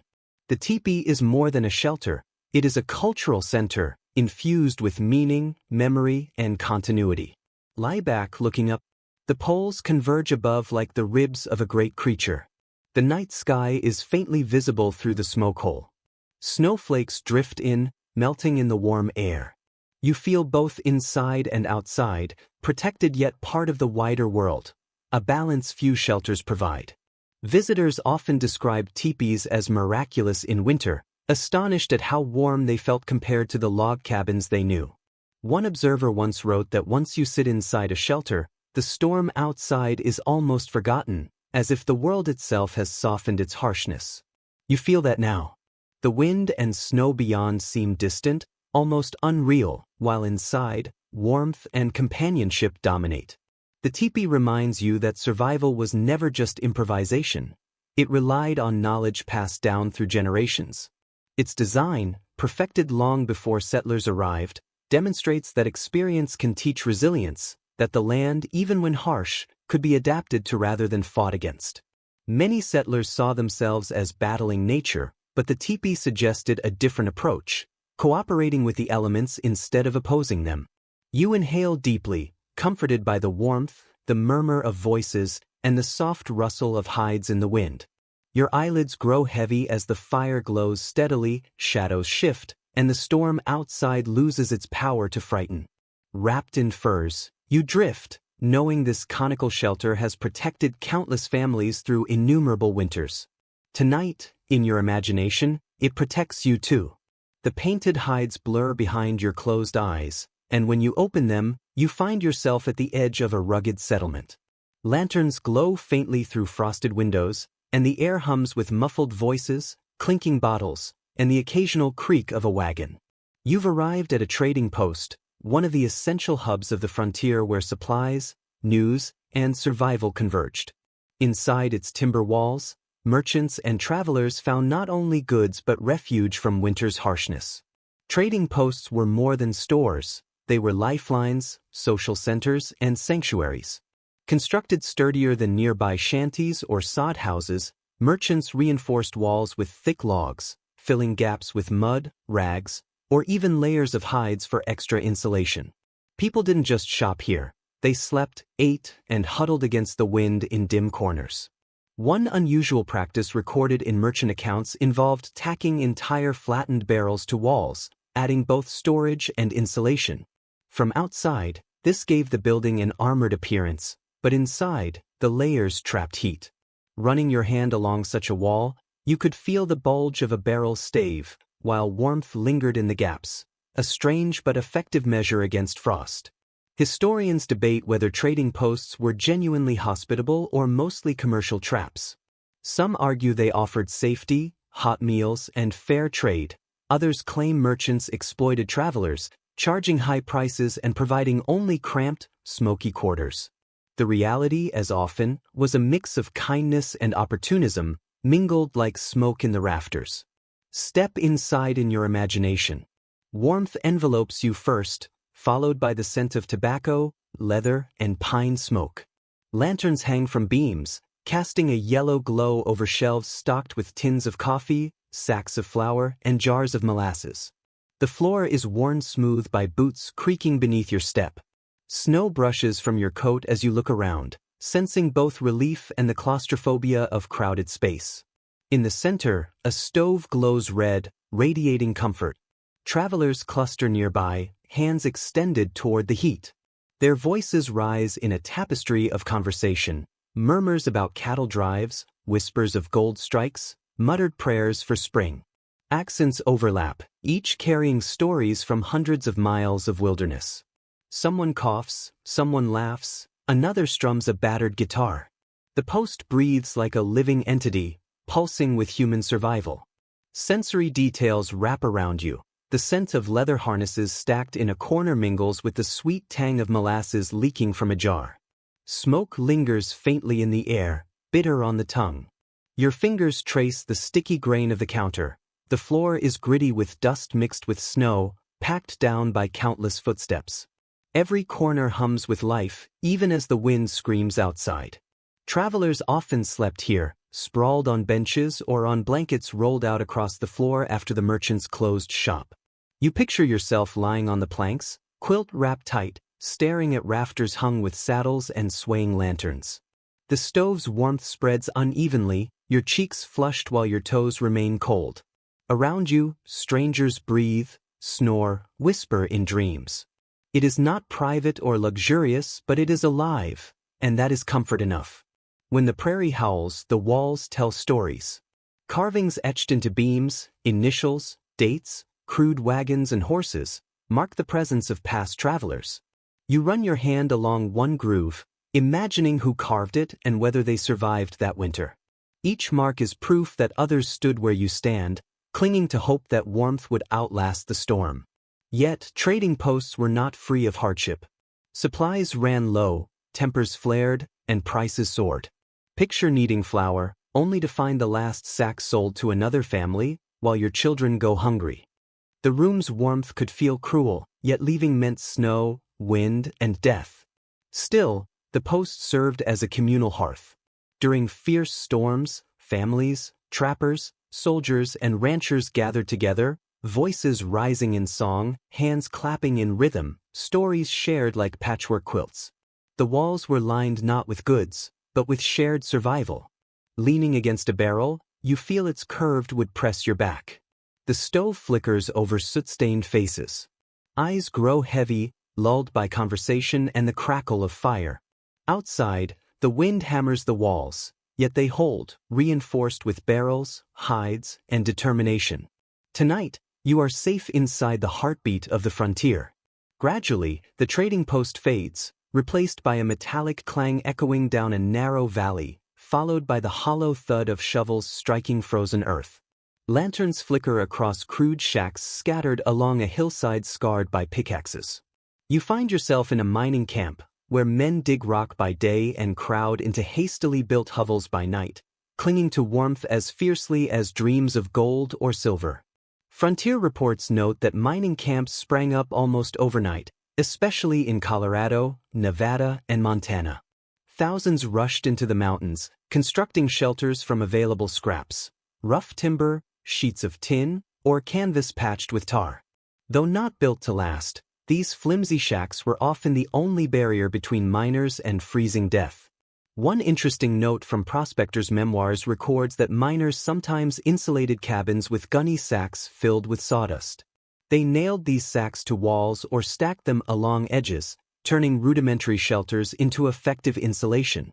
It made interiors uneven and crude, yet it held the cold far better than bare boards. Imagine leaning against a wall, feeling the sawdust shift beneath coarse burlap, a strange, oddly comforting texture. Historians still debate whether mining camp shacks were truly livable or merely bearable. Some claim that tightly clustered huts trapped enough heat to carry men through harsh nights. Others label them death traps, drafty, smoky, infested with vermin, where pneumonia and fire caused more deaths than mining accidents. The truth likely depends on the specific shack you entered. Picture yourself stepping inside one. The door creaks on rusty hinges, and you duck to enter. The air is thick with smoke from a battered stove, patched with wire and soot-stained clay. Tin mugs and plates clutter a rough plank table. Straw heaped on the floor serves as bedding for half a dozen men sharing the space. A mix of sweat, smoke, and damp will fill your nostrils. The walls are a patchwork of rough boards nailed together, gaps stuffed with rags, burlap sacks, even newspapers pasted with flour paste. Your fingers trace one seam where a faded headline remains, news of a distant election now serving as insulation. Outside, snow presses against the walls, but inside, they hold, thin but stubborn. Voices fill the room. Men argue over claims, boast of silver veins, curse misfortune. Laughter erupts, followed by hacking coughs. Someone plucks at a banjo, its off-key twang lifting the mood. The stove crackles, sparks dancing across the tin plate below. Every sound competes with the wind's moan seeping through the seams, a reminder of the shelter's fragility. The details deepen. The stove radiates uneven heat, your face roasts while your back stays cold. Straw prickles beneath you, and mice dart across, hunting crumbs. Coffee tastes bitter, boiled too long. Smoke curls low, stinging your eyes, forcing you to squint. At night, the shack becomes a chorus of survival. Snoring rises sharp and jagged. Someone mumbles in a dream. Another coughs persistently, sickness evident in the sound. You pull your quilt close, nose buried for warmth, listening to this restless music. The floor creaks as someone shifts, boots thudding softly. Outside, wolves prowl near the camp, howls echoing in the valley, yet inside, the noise dominates. Despite discomfort, a sense of camaraderie persists. Men share blankets, food, even jokes, knowing that together they stand a better chance. Diaries recall miners taking turns through the night to feed the stove. Alone, the cold would have won. Together, they held it at bay. Imagine a stormy night. Snow piles high against the shack, rattling the tin roof. The stove glows red, men crowd close, boots nearly touching its heat. Someone spins a tall tale of striking a river of gold. Laughter roars, mugs clink, and for a moment, the storm is forgotten. Walls thin, roof patched. But here, in this circle of warmth, survival feels real. Dangers remain. Sparks leap from the stove, and everyone knows a single ember could ignite the shack. Illness spreads. A cough might turn deadly in this close space. Yet night after night, the shacks endure, patched repeatedly, a testament to the miner's stubborn will, chasing dreams in frozen ground. You lean back, quilt tight, listening to the stove hum and the banjo's faint twang. Your body relaxes, sensing what these men felt. Flimsy, smoky, crowded, the shack is still enough. Enough to survive the night. Enough to wake and dig again. Enough to see winter yield to spring. Your eyes grow heavy. Banjo fades. Laughter softens. Stove whispers steady warmth. Outside, wind rattles the tin. Inside, you are cocooned in the rough determination of a mining camp. Survival comes not from perfect walls, but from patched planks, stubborn hands, and the belief that tomorrow might bring gold. The camp quiets. Snow blankets the prairie in silence. In the distance, a lone homestead emerges, smoke drifting weakly from a chimney. Boots sink deep as you approach a house barely standing, uneven planks, loose shutters, rags stuffed in cracks. This is not a miner's shack but the first harsh winter of a pioneer family. Letters and memoirs confirm that initial winters were the hardest. Families often arrived late, rushing to erect shelter before snow fell. Homes were incomplete, thin roofs, drafty chimneys. Settlers had land but not security, facing the season with only quilts and grit. One detail recurs in accounts. Families patched walls with scraps, old clothes, blankets, even newspapers. A woman sewed canvas strips from a wagon cover to fill gaps. Another stuffed rags so tightly her children joked their old shirts were now part of the house. Survival demanded ingenuity down to the last scrap of fabric. Historians debate whether these tales exaggerate hardship or reflect reality. Some suggest families dramatized challenges to highlight triumph. Others point to frostbitten feet, starved livestock, and abandoned claims as evidence of true peril. The question lingers over every story of survival. Step inside this rough homestead. Cold air mingles with weak fire warmth. Thin, mismatched boards allow your breath to show. Quilts hang from nails as blankets and wall coverings. Rags bulge from cracks where icy air sneaks in. The earthen floor is stamped flat, strewn with straw for insulation. You sit near the fire. Smoke, damp wool, and earth fill the air. Fingers trace the coarse patches of wood and cloth in the walls. The fire crackles but burns slowly, wood is scarce, each log carefully rationed. Heat barely reaches your toes. You curl them in worn boots, grasping warmth. Life is pared to essentials. The family moves slowly, bundled indoors. Children huddle beneath quilts, cheeks red. A kettle simmers faintly, beans and water, but steam brings comfort. The mother stitches quietly, mending worn sleeves. The father tends the drafty chimney, muttering about leaks. Every hour is a challenge, every moment spent battling the relentless cold. Sounds are muted. Wind rattles shutters, whistling through cracks. Quilts shift as children murmur to each other in sleepy tones. The fire pops, sending tiny sparks upward.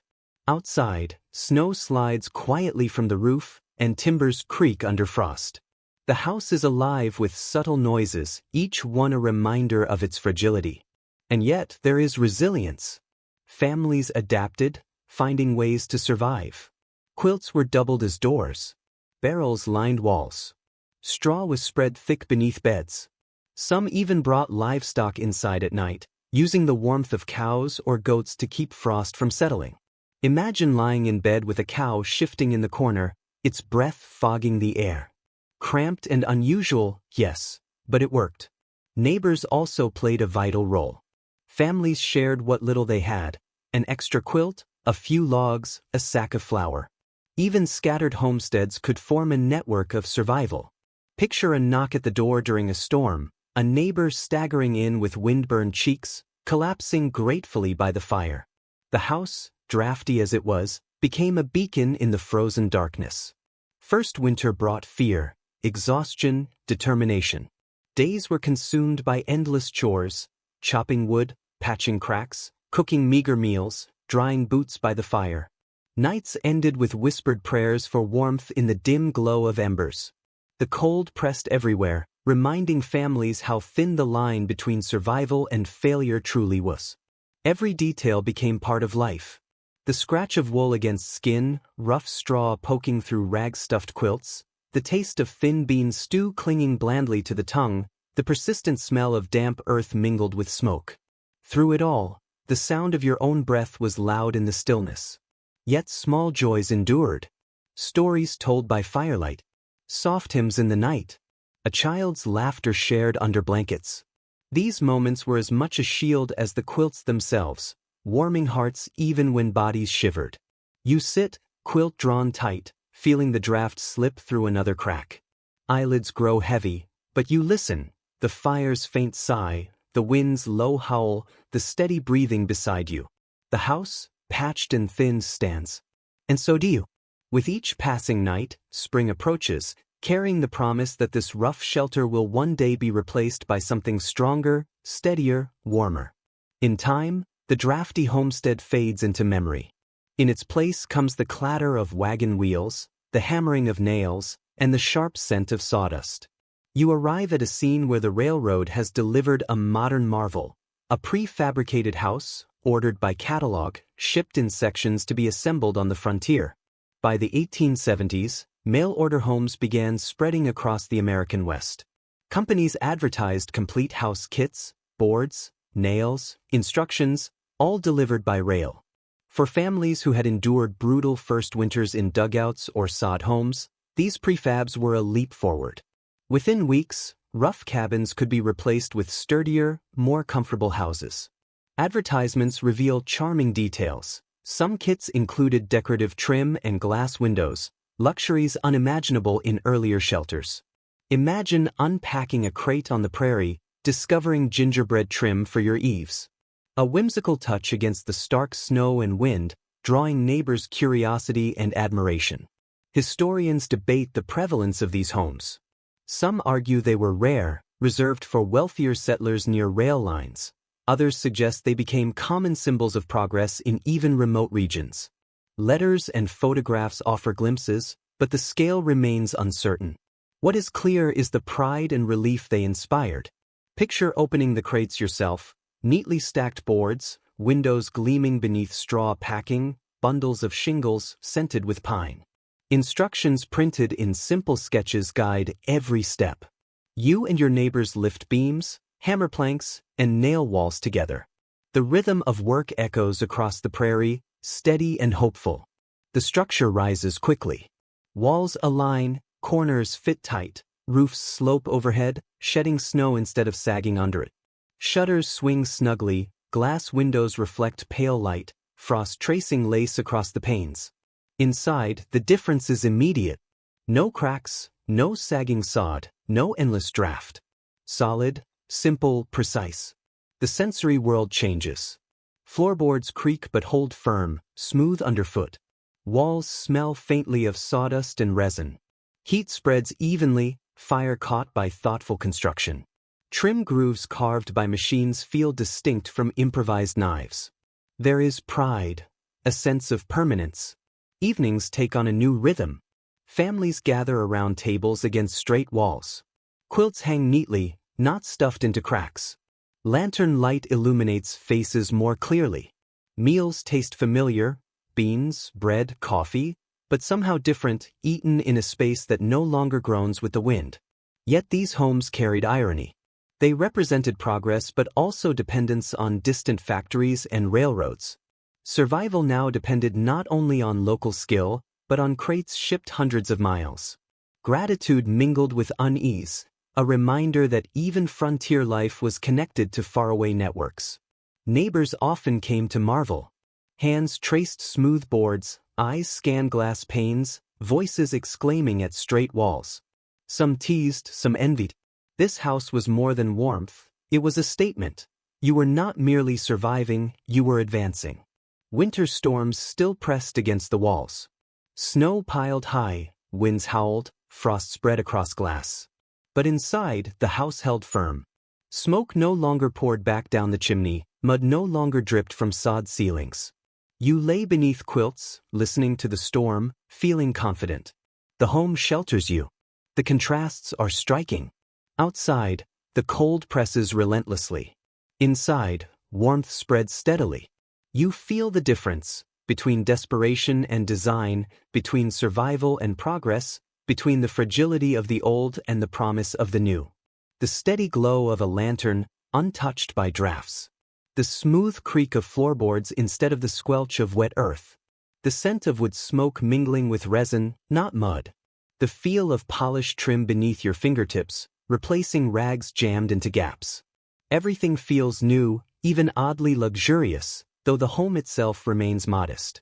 Settling into this prefabricated structure in your mind, you sense both comfort and awe. Comfort because the cold no longer bites so fiercely. In just a few days, you've gone from sod and straw to something that feels like civilization. With quilt drawn up and eyes closed, you listen to the faint hum of wind outside, while inside, warmth remains steady. For many settlers, these homes represented not just survival but arrival, the moment the frontier began to feel like home instead of exile. As sleep nears, you can imagine the pride they must have felt. Walls square and true, roofs holding firm, and windows glinting softly in firelight. The wilderness remains unconquered, not yet, but in this prefabricated refuge, you have claimed a small corner of it. The precise angles of the prefabricated house linger in your mind, the smooth, machine-cut boards and glass panes. Yet, as you venture into the winter landscape, a detail on another homestead catches your eye. Shutters are drawn tight against the storm, panes covered not with glass but with inventive substitutes. In the Wild West, windows were both blessing and hazard. Settlers quickly learned they could determine the difference between freezing winds and fragile warmth. Contemporary letters and building accounts reveal settlers' endless experimentation with windows. Glass was costly and fragile, often arriving in rare wagon crates, or not at all. Many relied on oiled paper stretched across frames, translucent enough for pale light while blocking the worst drafts. Others used thin sheets of mica, split into panes, offering a shimmer like glass without the same brittleness. These improvised windows glowed warmly in firelight, casting rooms in amber tones. Homesteader diaries tell curious stories. Some families saved every scrap of glass, even broken bottles, embedding them in clay frames to create patchwork windows. Imagine standing in a sod house where jagged shards scatter rainbow light across quilts and walls, a frontier version of stained glass, born from necessity and creativity. Experts still debate how much windows actually aided winter survival. Some argue that even oiled paper or mica improved morale if not warmth, giving families a connection to daylight. Others point out that windows, no matter the material, were weak points for drafts. Heavy shutters mattered more, slammed tight during storms to seal the house. Picture yourself inside one of these cabins. You swing a shutter closed. Iron hinges groan, wood heavy in your hands. Once latched, the wind's roar dulls to a muffled growl. The room darkens. Lantern light glows warmly against quilt-lined walls. Pressing your palm to the shutter, you feel its rough, cold grain, a firm barrier between you and the blizzard outside. Sensory details accumulate. Resin and smoke hang in the air, tinged with the faint mustiness of oiled paper. You taste the bitterness of coffee boiling on the stove. The storm thuds faintly, snow hissing against the walls, yet the shutter holds. Running your hand across its patched frame, you sense both fragility and ingenuity. Winter evenings required careful balance between light and warmth. Open shutters let daylight or moonlight in, but the cold followed. Close them, and the cabin grows dim, shadows deepening, the outside world vanishing. Families lived in twilight, marking days by the fire's glow rather than the calendar. Imagine the hush of a shuttered room. Only flickering light illuminates faces bent over sewing or reading. Silence broken by quill scratches or knitting needles clicking. Neighbors noted the variety of window coverings. Some cabins had true glass panes, rare and guarded. Others used waxed cloth fluttering faintly. Travelers wrote of mica panes shimmering like frozen water, their glow soft and dreamlike. Picture yourself staring through one now, the storm beyond blurred into gray and white shapes, distant and unreal. Windows carried risks. Glass shattered when branches whipped in storms, paper tore, mica cracked, shutters blew loose. Every winter demanded repairs, nailing, patching, stuffing rags. Windows remained weak points. Imagine lying in bed as a shutter bangs loose, rising to fix it, snow biting your face while you hammer it closed. Yet windows offered something intangible, hope. Seeing dawn's light through oiled paper or snow sparkling through mica reminded families of beauty amid hardship. Windows were small promises that light endured despite the wilderness. Their textures linger in your imagination. Waxy oiled paper, brittle mica, the gritty strength of shutters, cold iron latches clicking shut, amber lamplight bouncing off patched frames, all tell a story of survival cobbled from whatever materials were available. Closing your eyes, you lie beneath a quilt. Shutters sealed, lantern dimmed, the cabin is dark but not empty. The fire crackles, wind hums faintly, and the air feels warm. Outside, snow piles high, the wilderness presses near. Inside, you are sheltered, wrapped in quilts and the ingenuity of those who transformed rags, paper, mica, and wood into fragile defenses. Sleep arrives with gratitude for this modest shield. The window may be patched, the shutter may groan, yet together they hold the night at bay. Tomorrow, repairs will resume, paste more paper, tighten the latch. Tonight, the storm stays outside, and in dim amber light, you rest safely. The lantern glow fades from your imagination, and your gaze lifts to the roofs above. Wind whistles through rafters, across shingles, rattling sod. On the frontier, a roof is more than a lid. It's protection against weight, storm, and collapse. In winter, heavy snow could spell disaster. Settler journals and construction guides emphasize roof design's importance. Steep pitches in snowy regions allowed drifts to slide off before breaking beams. Elsewhere, families layered sod on flat roofs for insulation. Some thatched straw tightly, shedding water while trapping warmth. Every choice involved trade-offs, each one a gamble against the season. One intriguing account tells of families who coated their thatched roofs with lard, believing the slick surface would shed snow and rain more efficiently. Neighbors mocked them for wasting valuable fat. Yet, when storms struck, these greased roofs often performed better, sending snow sliding off in large sheets. Imagine standing inside, hearing a sudden whoosh as snow cascades down, while the roof above remains intact. Historians still debate which type of roof offered the best combination of insulation and durability. Some argue that sod roofs, despite occasional leaks and pests, kept homes far warmer. Others insist steep shingle or plank roofs, though colder, were safer under heavy snow. The evidence varies, reflecting the different climates and materials across the West. What is clear is that settlers had to choose their roof carefully, knowing it could mean the difference between survival and disaster. Picture climbing onto one of these roofs. The boards creak under your weight, cold wind biting your cheeks. You spread sod across the beams, heavy clumps dampen your hands. The earthy smell is strong, rich with grass and soil. Fingers numb, mud freezing against your gloves, you press each patch down to keep it from shifting. Each layer feels like armor on the fragile shell of your home. Or perhaps you're hammering shingles into place, the scent of pine sharp in the air. Nails ring out in rhythmic echoes. Shingles clatter as you fit them, overlapping neatly, each one offering reassurance. Snowflakes land on your shoulders, melting into cold droplets, but you continue, aware a storm could strike at any moment. Inside, the contrast is noticeable.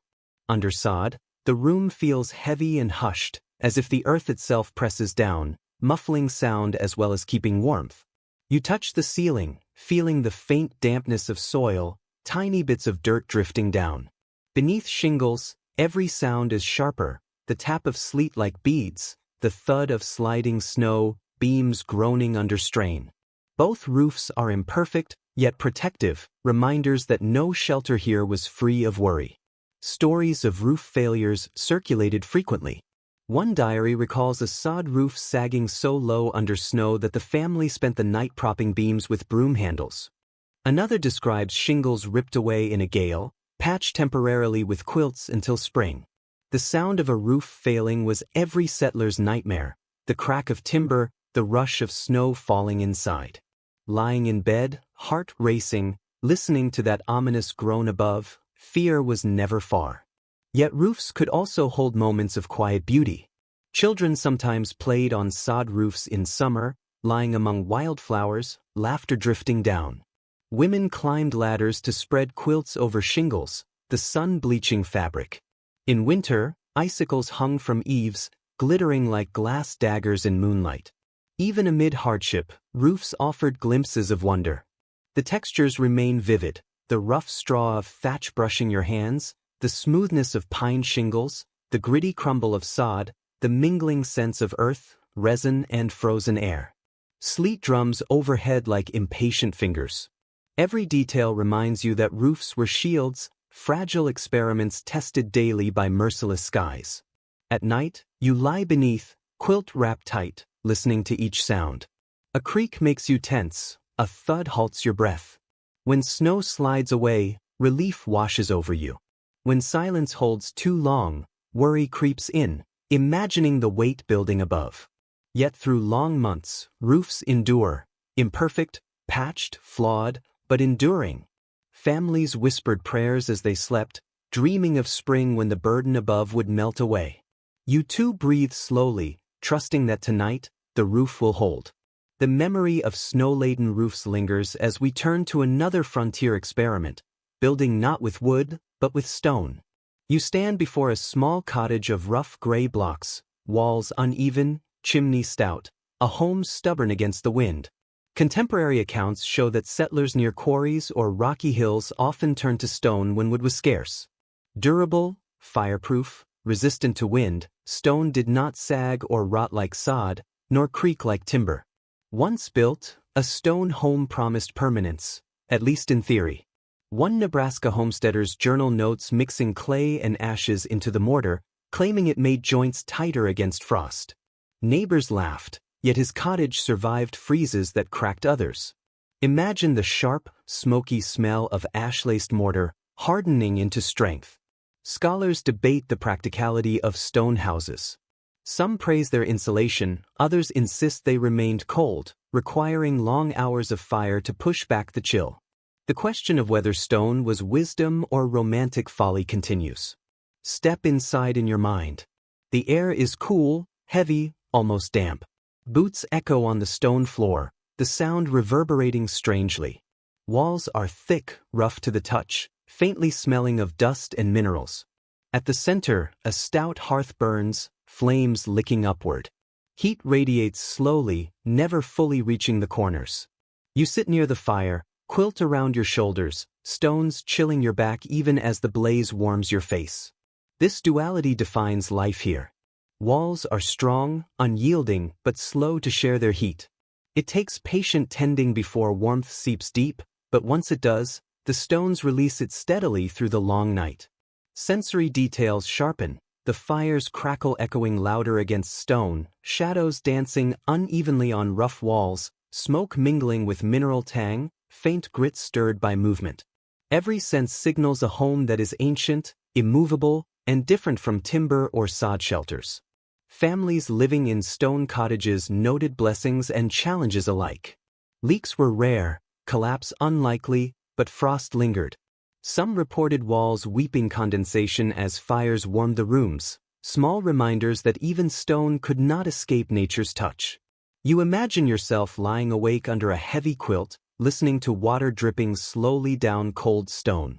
Each drop is a reminder that even solid walls cannot fully keep out the elements. Children sometimes played with the stones, tracing their ridges or patterns. Women brightened the gray walls with quilts or whitewash, while men took pride in the permanence, noting that their homes would endure long after wooden cabins decayed. Indeed, many stone houses did survive, standing as quiet relics long after sod roofs collapsed. But building such a home was exhausting. Stones had to be carried, shaped, and carefully stacked. Mortar needed constant mixing and application. The labor was far harsher than cutting logs or stacking sod. You imagine your hands sore, your back aching, your breath misting in the cold as you wrestle permanence from stubborn rock. Yet the psychological comfort was worth it.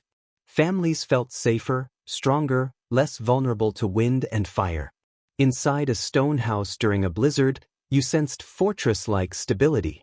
Outside, snow swirled, but inside, the walls held firm. In your mind, you press against the rough stone and feel steadiness that goes deeper than mere warmth. At night, firelight flickers across the walls in orange and gold. Storms outside seem muffled. You sip hot coffee from a tin cup, feeling the heat spread as the stone slowly radiates warmth. Your eyes grow heavy, lulled by quiet, by the weight of the walls holding the night at bay. Roofs might creak, chimneys smoke, but the stone endures. As sleep comes, you understand what settlers must have felt. Among fragile frontier shelters, this one could last. A monument to human persistence etched in rock. The gray solidity of the stone fades behind your eyelids. When you open them, you walk through a settlement where no family is truly alone. Voices drift in the cold night air, children calling, women laughing, the rhythmic hum of hymn-like songs. Lamps glow from clustered windows. You enter a communal shelter, where settlers combined labor, resources, and space to survive winters together. Across the frontier, religious and utopian communities often built longhouses, blockhouses, or dormitory-style shelters. Groups like the Shakers or faith-based sects created shared halls housing dozens. The reasoning was simple: many hands made work lighter, and many bodies under one roof provided warmth no single family could. Some communities built sleeping platforms in tiers, where heat from lower levels rose to warm the higher. This sometimes sparked playful arguments over who slept where. You imagine climbing a ladder, quilt in hand, nervously laughing as you settle above neighbors like stacked loaves. Scholars still debate whether communal living on the frontier promoted harmony or conflict. Some accounts describe evenings of songs, shared meals, and spiritual fellowship. Others recall quarrels, jealousy, and tension from the lack of privacy. Winter tested even the most cooperative souls. Picture entering one of these great halls. The door swings wide, and warm air rushes out to greet you. The scent of stew, smoke, and many bodies hits at once. Long tables run down the center, benches on either side, a massive stove glowing at one end. Lanterns hang from rafters, bouncing light off beams that creak faintly. Voices murmur in a constant low tide. You find a spot near the stove, warmth radiating across your face. You tighten your quilt as families bustle around. Women stir kettles, children run, men repair boots and tools by lantern light. Every footstep vibrates the floorboards. Privacy is absent. Instead, there is a shared rhythm, a communal heartbeat. The senses are alive. Air smells of wood smoke mixed with cabbage stew, damp wool drying by the stove. Laughter, a baby's cry, the strum of a hymn on a fiddle. Your fingertips brush the rough bench beneath, sticky with spilled broth. The taste of salt and warmth lingers as you sip from a tin mug. Survival here is crowded, noisy, yet undeniably human. At night, the hall changes. Quilts cover benches and platforms. Lanterns dim, shadows rising. Conversation fades to snores, whispers, restless shifting. You lie shoulder to shoulder with neighbors, quilt barely shielding you. Above, others shift on higher bunks, creaking the beams. The air is thick, yet there's reassurance. You are not alone. Communal life offered protection. When roofs leaked, everyone patched them.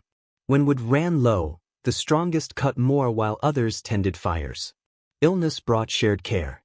Imagine a night when snow piled high, trapping everyone inside. Instead of despair, the halls sang together, voices rising above the storm. Walls might shake, but spirits held firm. Tensions existed too. Quarrels flared over chores, noise, space. Someone's cough or smelly boots disturbed others. Secrets were impossible. You lie awake through anger, soothed by a hymn or shared prayer. The hall tested patience as well as community. The sensory details remain vivid.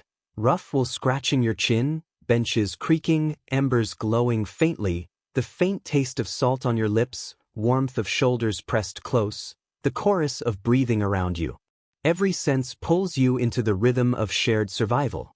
By morning, the hall wakes as one. Pots clatter, children laugh, boots thud. Steam rises from kettles, filling the rafters with warmth. You stretch stiff limbs, grateful for rest, even in crowded quarters.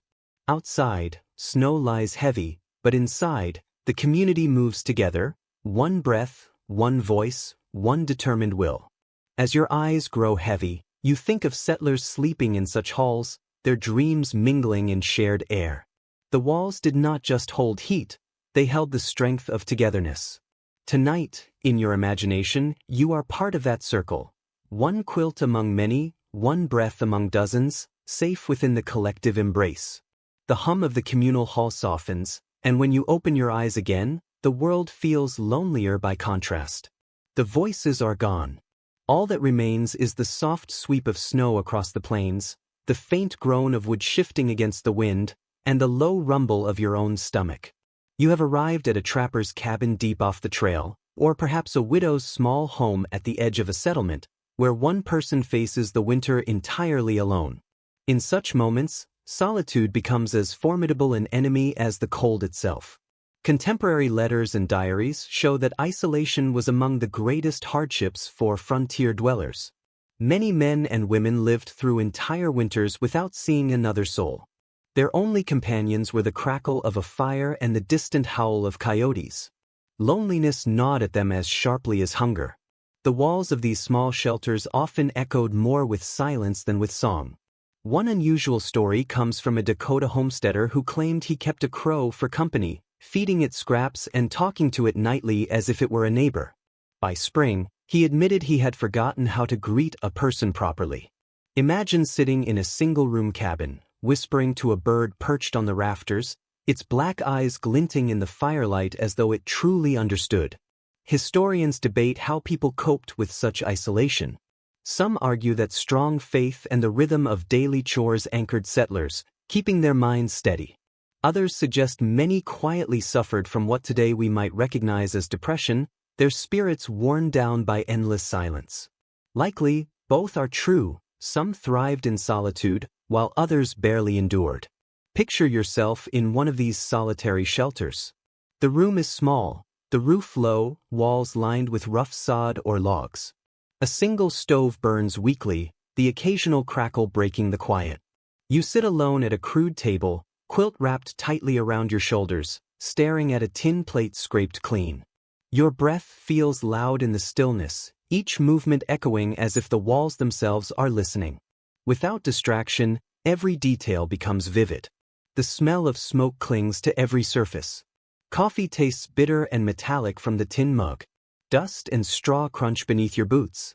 Silence hums in your ears, broken only by the wind rattling shutters or snow sliding from the roof. Every sensation is magnified because nothing else fills the void. Nights are the hardest. You lie on a straw mattress, quilt pulled close, hearing the creak of roof timbers, the distant howl of wolves. Each sound makes you flinch, for no one else will rise to check the door or bank the fire.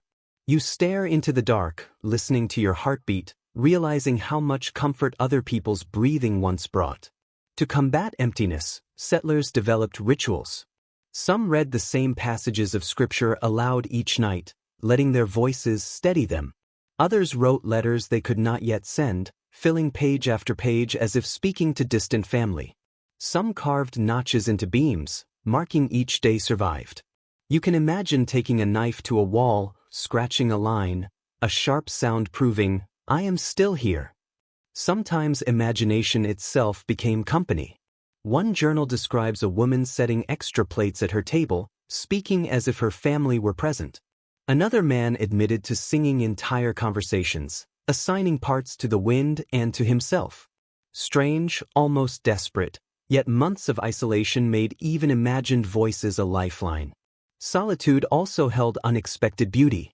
With so little noise, settlers noticed details others might miss. Frost spreading lace across window frames, the exact pitch of wind against shingles, the smell of fresh snow drifting through cracks. Imagine standing in a doorway, quilt wrapped around you, staring across a moonlit plain so silent it feels sacred. For a moment, loneliness becomes less punishment and more communion. Still, dangers were real. Injury could be fatal. Illness might sap strength before spring arrived. Fires could destroy everything in minutes, with no neighbor to help. You lie awake, heart heavy, aware that survival rests entirely on your own vigilance. The textures of solitude remain vivid, the scratch of your quilt, the uneven straw poking through the mattress, the bitter taste of stew eaten in silence, the heavy stillness pressing on your ears until you almost crave the noise of a crowded bunkhouse. The flicker of firelight plays across walls that never change. Yet, in this lonely cabin, a strange resilience emerges.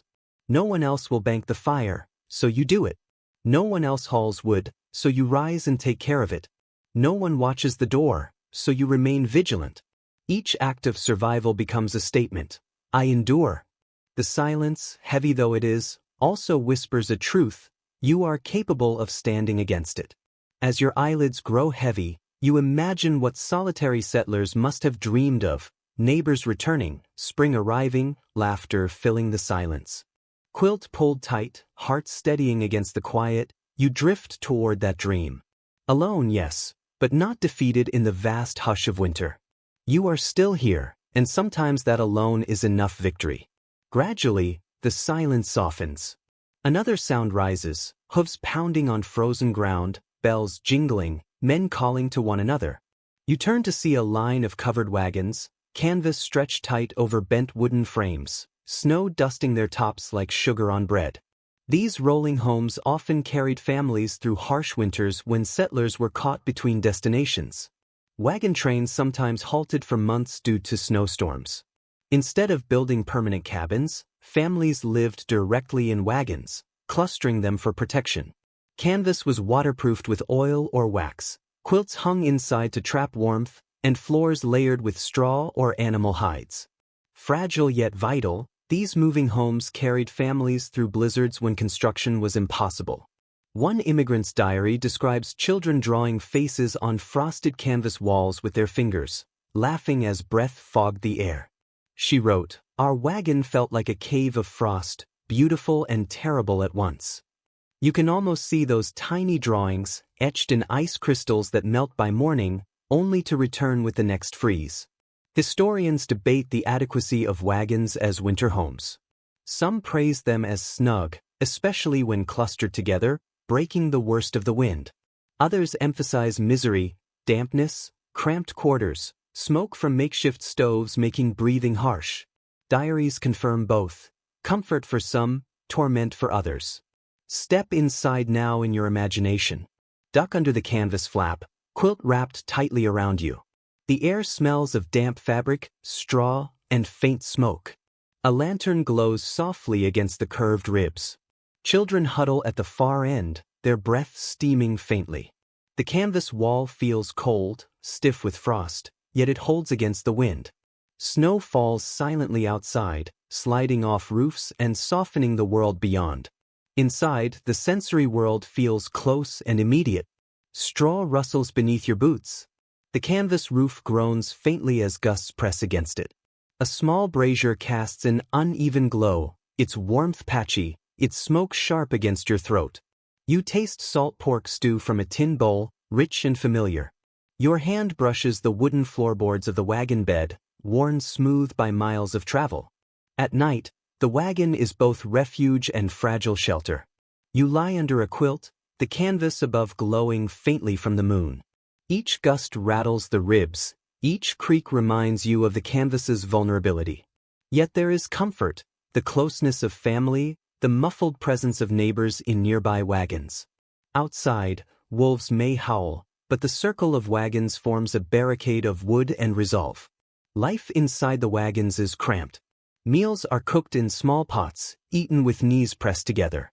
Clothes dry on lines strung across the ribs, dripping onto straw below. Children play quietly with carved toys or whisper stories under quilts. Adults mend garments by lantern light, the needles clicking softly. Though the air is heavy, these small routines fill the space with rhythm, keeping attention off the storm outside. Neighbors help one another. Men shovel paths between wagons, piling snow to act as extra walls. Women share food, trading flour for beans, molasses for coffee. Children dart between wagons, laughter cutting through the cold, cheeks flushed, mittens stiff with frost. In this way, a circle of wagons becomes more than shelter. It is a temporary town, a fragile pocket of humanity in the wilderness. Yet danger is constant. Fires spread quickly, canvas ignites in seconds. Smoke stings eyes and lungs, supplies dwindle, hunger gnaws. You imagine sitting inside, stomach empty, listening to the wind, wondering if the circle will hold. Each wagon is strong in numbers but still only canvas and wood, vulnerable to every gust. Still, moments of warmth exist. Songs rise from one wagon, drifting through canvas to others. A fiddle scrapes out a tune, children hum along. The circle feels almost festive despite the storm. Lying on your straw mattress, you hear music through frosted walls and smile faintly, shivering, but comforted. Hope travels from wagon to wagon, sustaining the camp. Textures linger in memory. The coarse canvas under your palm, stiff with frost. The sharp taste of smoke. The creak of wagon wheels as snow presses against them. Lantern light flickers over curved ribs, casting swaying shadows. Each detail reminds you how fragile and how resilient these shelters are. With eyes closed, quilt pulled tight, you picture yourself in one of these canvas caves, huddled with family, listening to the storm. Wagons groan, canvas rattles, but the circle holds. Tomorrow may bring hunger, repairs, more snow, but tonight, the lantern glows, the stew warms, and children's laughter lingers. That is enough. Canvas stretched thin can become a fortress when hearts within it beat together. The circle of covered wagons fades in memory. Now, a new rhythm emerges. Boots clattering on planks, hammers striking iron, voices echoing off canyon walls. You have arrived in a frontier town built quickly by gold, silver, cattle, or the railroad. Winter shelters here are not scattered sod huts or lone dugouts, but hastily built hotels, boarding houses, and clapboard saloons, meant to house bodies and bustle even under deep snow. Town records show these buildings often rose overnight. Lumber arrived by wagon or rail, and entire rows of false front buildings lined muddy streets within days. Interiors were crude, plank walls with rags in the gaps, roofs patched with tar paper, stoves that smoked as much as they warmed. Yet they offered something rare on the frontier: company, light, and a sense of permanence. A Kansas shopkeeper's memoir notes a curious detail. Boarding houses often crammed 3 or 4 men into one bed, boots still on, valuing warmth over dignity. Strangers woke tangled together, grumbling, but alive. You can almost feel the awkwardness, quilt pulled tight, neighbor's elbow in your ribs, yet grateful for shared heat. Historians debate whether town shelters were safer than isolated homesteads. Some highlight resources: wood deliveries, communal stoves, nearby doctors. Others note the risks: disease spread quickly, fires devoured buildings, tempers flared in crowded quarters. The truth, like the town itself, was rough, noisy, and uneven. Step inside in your mind. A creaking door opens to heat and noise. The air is thick with tobacco smoke, kerosene, and unwashed wool. Voices argue and laugh. A stove glows red in the corner, rattling as it is fed another log. Lantern light spills across plank walls, nailed hastily but standing. You claim a bunk in the corner. The straw mattress crunches under you as boots stomp nearby. Sweat, damp leather, and stale beer mix in the air, but warmth seeps into your bones.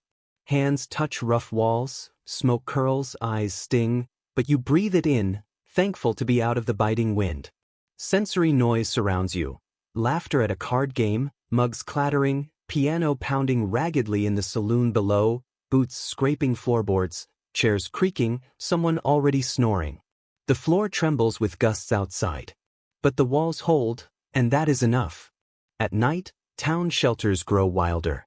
Songs and fiddle tunes drift until dawn, arguments erupt into brawls, fists pounding walls, curses echoing.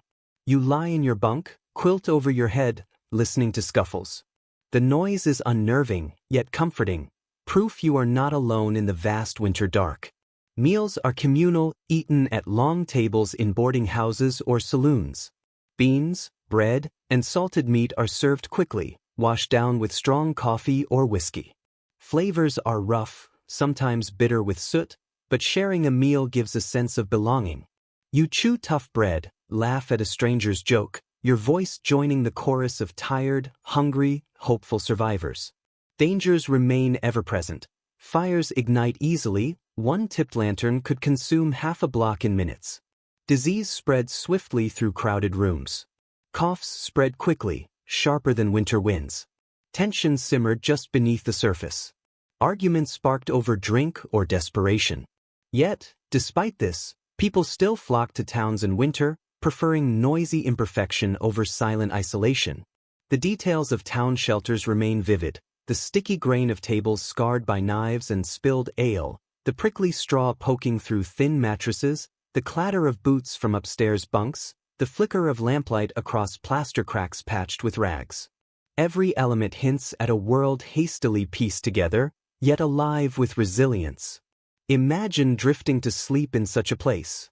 The stove hums steadily. Voices soften into silence, and snores rise like waves. Outside, snow piles against clapboard walls, muffling the world. Inside, the air is warm. The room breathes life, and you sink deeper into your quilt, thankful for company, even amidst chaos. In the Wild West, winter shelters were never perfect, but in towns, they provided something rare: a sense of humanity pressing close, resisting the emptiness of the frontier. Tonight, in your mind, you are part of that noise, warmth, and stubborn community, safe beneath boards hammered in haste yet holding strong. The piano clangs, boots stomp, snores rise, then fade into silence. When you open your eyes, you are no longer in a boarding house or saloon, but standing in the middle of the open prairie. The horizon is a sheet of white, the air sharp as needles. There are no trees, hills, or stones to shape walls, only endless frozen grassland. Out here, families turned to the ground itself, cutting blocks of sod to build homes that seemed half buried, half alive. The sod house, part hut, part cave, became an iconic shelter of the West. Records in homestead applications and letters show sod houses were common across Nebraska, Kansas, and the Dakotas, where timber was scarce but prairie grass abundant. Settlers cut thick rectangles of turf, roots and soil intact, stacking them like bricks. Roofs were layered similarly, sometimes with brush or canvas beneath to catch falling dirt. Messy, crude, damp, yet effective at keeping wind out, which in winter was enough. Diaries note a unique detail. In spring, prairie flowers sometimes sprouted through sod roofs. Families wrote of waking to daisies nodding overhead, roots faintly showing through cracks. Children laughed as petals fell into porridge. Imagine lying beneath a quilt in winter, knowing wildflowers would bloom above when snow melted. Historians still debate whether sod houses truly kept the cold at bay. Some claim their thick walls held warmth like ovens once a fire was built. Others insist they were damp, drafty, and home to pests. Letters reveal both perspectives. One woman praised hers as the warmest house she had known, another called hers a kennel for mice and snakes. Perhaps both were correct, depending on how carefully walls were cut and stacked. Step inside a sod house in your mind. The ceiling is low, walls dark and uneven, roots dangling in tufts. Your hand brushes the wall, grit crumbles into your palm, cold and damp. The air smells of earth and smoke, clinging to your clothes. The floor is bare ground, covered in straw that rustles underfoot. Smoke curls uncertainly toward a crude chimney hole, thickening the air and stinging your eyes. You sit on a rough bench near the fire. Heat radiates, yet walls still breathe cold. Dampness presses against your back. Your quilt feels essential, a second skin. Children huddle close, laughter muffled as they chase each other in the confined space. Footsteps thud softly, absorbed by the soil. The details surround you. You taste grit when sipping from a tin cup, dust shaken loose from the ceiling. You smell damp roots mingling with beans simmering in a pot. You hear a mouse scurrying through the straw, bold and unashamed. You feel the earth pressing in, reminding you this house is carved from the living prairie rather than built. Yet for all its flaws, the sod house carries comfort. Storm winds batter the prairie, yet inside, you barely notice. Snow piles high outside, but walls hold steady. The sod house is heavy, rooted, less a house than a bunker. You lean into that weight, knowing it may never be dry or pristine, but it will not blow away. Families tried to brighten these earthen homes. Whitewash-painted walls gave faint light, though it chipped quickly. Newspapers were pasted as decoration, headlines still legible, turning walls into patchwork reading material. Quilts added color and insulation. Imagine a child tracing letters on a newspaper wall by firelight, learning to read while wind howled outside. Still, dangers persisted. Roofs sagged under snow, dripping water steadily. Insects and snakes sometimes descended from rafters. Dampness encouraged illness, lingering coughs, fevers, stagnant air. Families endured, patching holes, chasing mice, sweeping dirt each morning. Sod houses were not loved, but they were survived. Yet some remembered them fondly. One woman wrote that though her sod house was dark and dirty, it was also where her children laughed, neighbors shared coffee, and she felt safest in storms. She called it a palace of mud. Perhaps survival shaped fondness. Or perhaps there was a strange beauty in living inside the earth itself. Lying on the straw mattress, quilt wrapped tight, you hear the fire crackle, mice squeak, water drip from the roof. The air is heavy, but the wind cannot reach you. Your eyes grow heavy, lulled by stillness and the sense of being buried just enough to outlast the night. You drift to sleep, understanding what families must have felt. Even in dampness, darkness, and dirt, the sod house was a stubborn promise that shelter could be coaxed from nothing but grass and soil. Tonight, within its earthen embrace, so are you. The damp weight fades. When you open your eyes, you see a different frontier shelter, not for settlers seeking land or gold, but for travelers caught between destinations.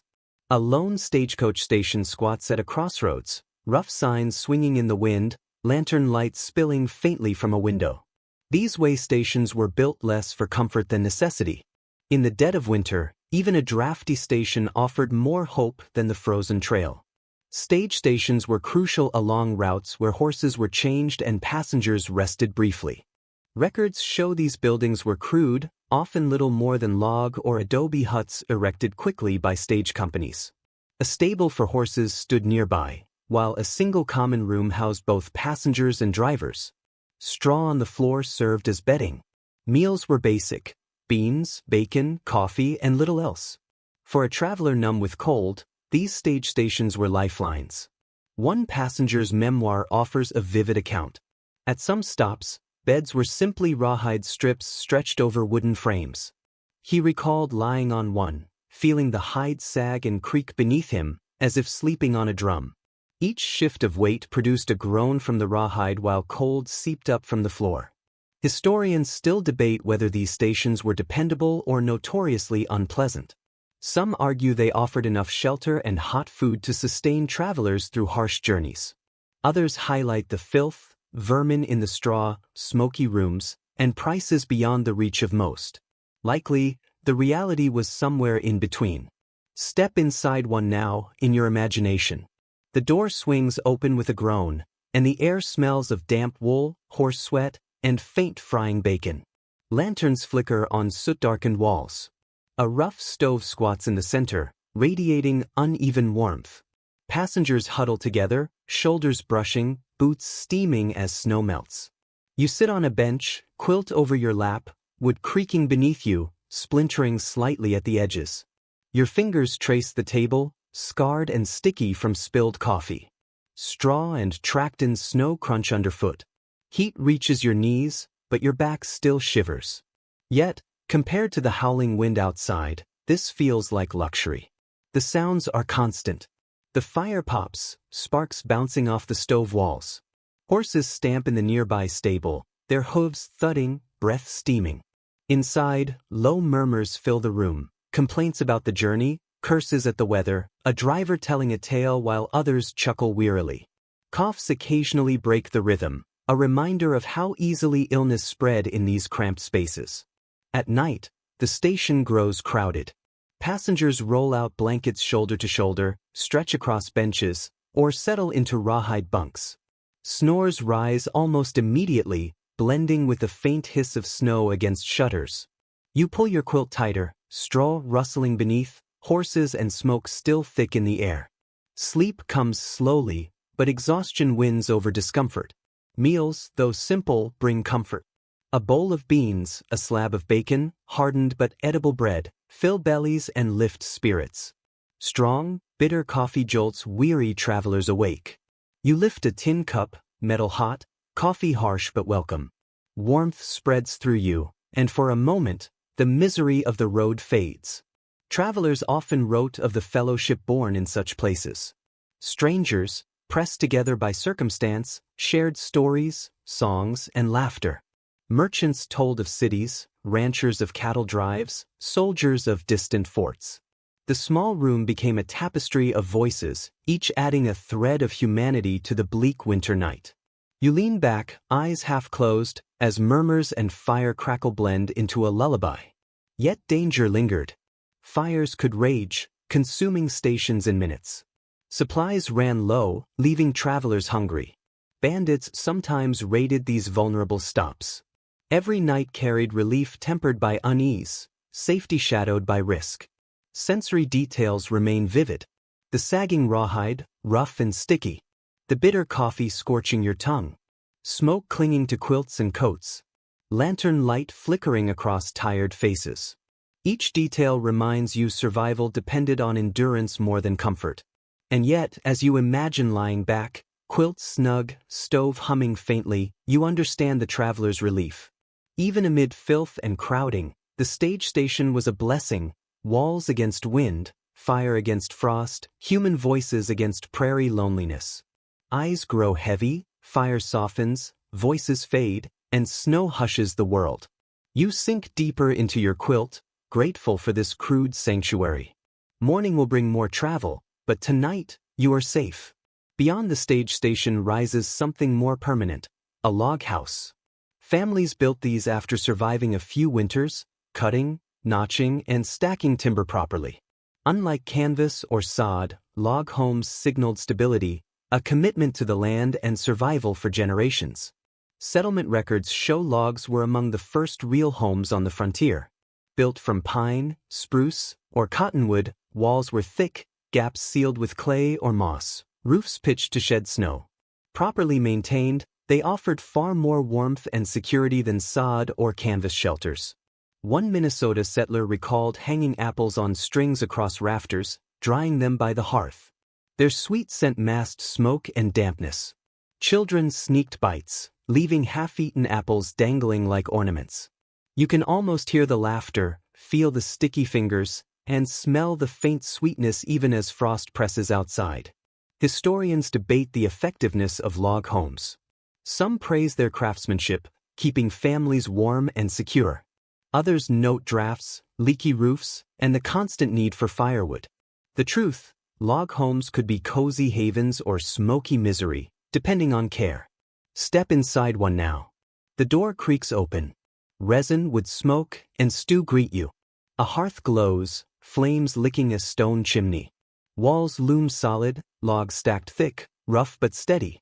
Your hand traces grooves where bark clung, solid and unyielding beneath your palm. Sensory details are vivid. Wooden floors creak under boots. A rag rug lies near the hearth, scratchy but cheerful. Lanterns glow softly, golden against the walls. Heat pervades the room, not just near the fire. You taste stew rich with beans and pork, warmth spreading through your body. At night, the cabin grows intimate. Quilts hang thick, muffling wind. Children climb into lofts, laughter echoing faintly. Parents sit near the hearth, mending tools, reading by lamplight, whispering spring plans. You lie on a straw mattress, quilt drawn tight, listening to family life, the crackle of fire, murmurs of voices, the faint creak of beams above. The rhythms of life here feel steady and predictable. Each morning begins with hauling wood, chopping logs, and stoking the fire. Meals are slowly cooked over coals, their aroma drifting through the cabin. Clothes hang near the hearth to dry, snow dripping into pans below. At night, families share stories, old country tales, Bible verses, or exaggerated accounts of wolves and spirits roaming the prairie. The cabin serves many purposes: shelter, school, chapel, and stage for everyday life, all in one warm space. Neighbors often traveled miles through snow to share coffee or check on each other. You can imagine the knock at the door, the rush of icy air, the laughter as coats are hung by the fire. Voices rise together, mugs clink, songs fill the rafters. Companionship strengthens the cabin as much as the logs themselves. Yet danger never fully disappears. Sparks from the chimney could ignite the roof. Logs shrank over time, leaving cracks that let the wind whistle through. Rodents crept into corners, gnawing at stored food.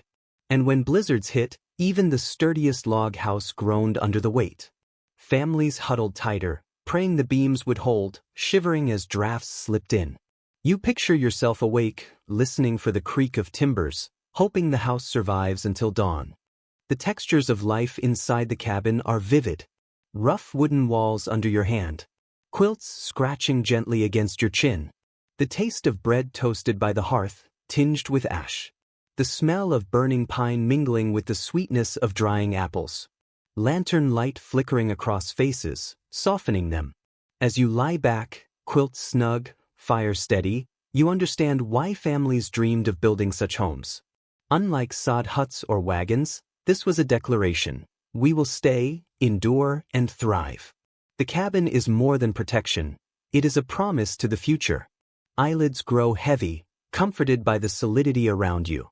Outside, the storm rages, but the log house holds fast. Inside, warmth wraps around you like the timbers themselves, a lullaby of strength and survival. The warmth of the log cabin lingers in your mind. Yet as you journey through frontier winters, you notice survival depended on more than a single type of shelter.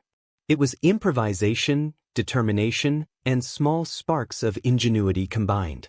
Settlers in sod huts, wagon shelters, or log cabins all faced the same unrelenting truth: the prairie's cold ignored comfort. People adapted walls, roofs, and habits, layering survival strategies like quilts on their beds. Seasonal routines were common. In autumn, cracks were sealed with mud, clay, or cloth dipped in tallow. Early winter brought snow piled against walls for insulation. Daily life shifted closer to the stove, shrinking the living space while the rest of the house went dark. These rhythms became instinctive, passed down year after year. One Colorado homesteader recalled his family sleeping in a single enormous bed piled with every quilt, coat, and blanket. Feet in faces, packed together like spoons in a drawer, uncomfortable in summer, but in winter, it kept them alive. You can hear the muffled laughter under layers of wool, the warmth of bodies keeping the wind at bay. Experts debate whether these strategies reduced hardship or simply made it bearable. Some point to practical tricks: hanging damp sheets near the stove, lining walls with newspaper, as life-saving. Others argue the benefit was psychological, providing hope more than physical protection. The question remains: survival through ingenuity, or survival through sheer determination? Step into one of these winter homes. Saw, log, stone, or shingle, the scene is familiar. Quilts hung on walls block drafts. Boots steam by the fire, filling the air with the scent of leather. A pot simmers, aroma mixing with smoke. Children play quietly, dolls made of corn husks, patterns scratched in frost. Adults repair tools by dim light, hands steady despite creeping cold. The sensory richness draws you in: the pop of logs, the hiss of melting snow in the chimney, the sweet smell of molasses bread, the tang of kerosene from a lantern. Fingers trace rough quilt edges. Taste salt and smoke from evening stew. Every sensation immerses you in nightly survival. Nights follow their own rhythm. Families slept early to conserve light and huddle for warmth. You imagine slipping under a heavy quilt, straw mattress rustling beneath, the storm pressing faintly against walls. Each creak of the roof makes you tense. Each sigh of wind draws the covers tighter. Yet steady breathing or the soft glow of the stove reassures you that the night can be endured. Daily chores continued regardless of cold. Firewood had to be hauled, even in frost-bitten air. Livestock fed, barns checked, snow melted for water. You step into the blizzard, shovel in hand, snow stinging your face. Returning inside feels like victory, warmth flooding your body, relief in closing the door to the storm. Shelters varied: stone cottages, sod huts, log cabins, communal halls, but all shared a core truth: fragile walls standing between families and a merciless frontier. Fragility bred resilience. People patched, repaired, improvised, endured season after season. Their resourcefulness reflects quiet heroism. Textures of these homes remain vivid: the crumbling sod, pine scent, rawhide bunks creaking, mica windows shimmering, stone's heavy hush. Imperfect, flawed, yet each a testament to persistence. There was no perfect shelter, only the will to make something stand firm against the cold. Curling beneath your imagined quilt, you feel respect for those who faced such winters. Ordinary people, armed with mud, straw, logs, stone, and sheer grit. Their homes may not have been beautiful, but they proved survival was possible in a land determined to challenge them. And as your breathing slows, you begin to settle into this simple truth: survival is rarely about grand acts. It's about mending the gaps, keeping the fire alive, pulling the quilt closer, and finding warmth wherever it can be found, whether in sod, wagon canvas, or the close body heat of family. Now, dear listener, it's time to let the noise of history fade and sink gently into rest. The images of sod walls, log beams, stone cottages, and flickering lanterns can start to blur, like embers slowly fading in a hearth. You've traveled through the long winters of the Wild West, felt the sting of icy wind on your face, smelled smoke curling through tight rooms, and heard the quiet determination of voices that would not be silenced by snow. Now, all of that can settle like fresh snow blanketing the prairie. Every detail softens, every sharp edge melts into calm.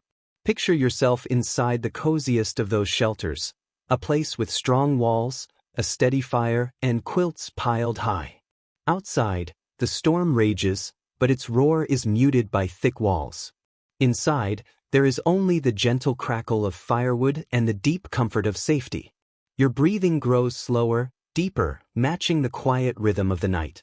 With each exhale, release the cold and the hardships. With each inhale, gather warmth and peace. The prairie fades. The settlers' struggles drift away, leaving only the quiet certainty that even the harshest winters can be endured. Now, let yourself drift softly into sleep. Picture lanterns dimming, quilts wrapping tighter, and the storm moving farther away. You are safe. You are warm. And the night will carry you smoothly into dreams. Sweet dreams.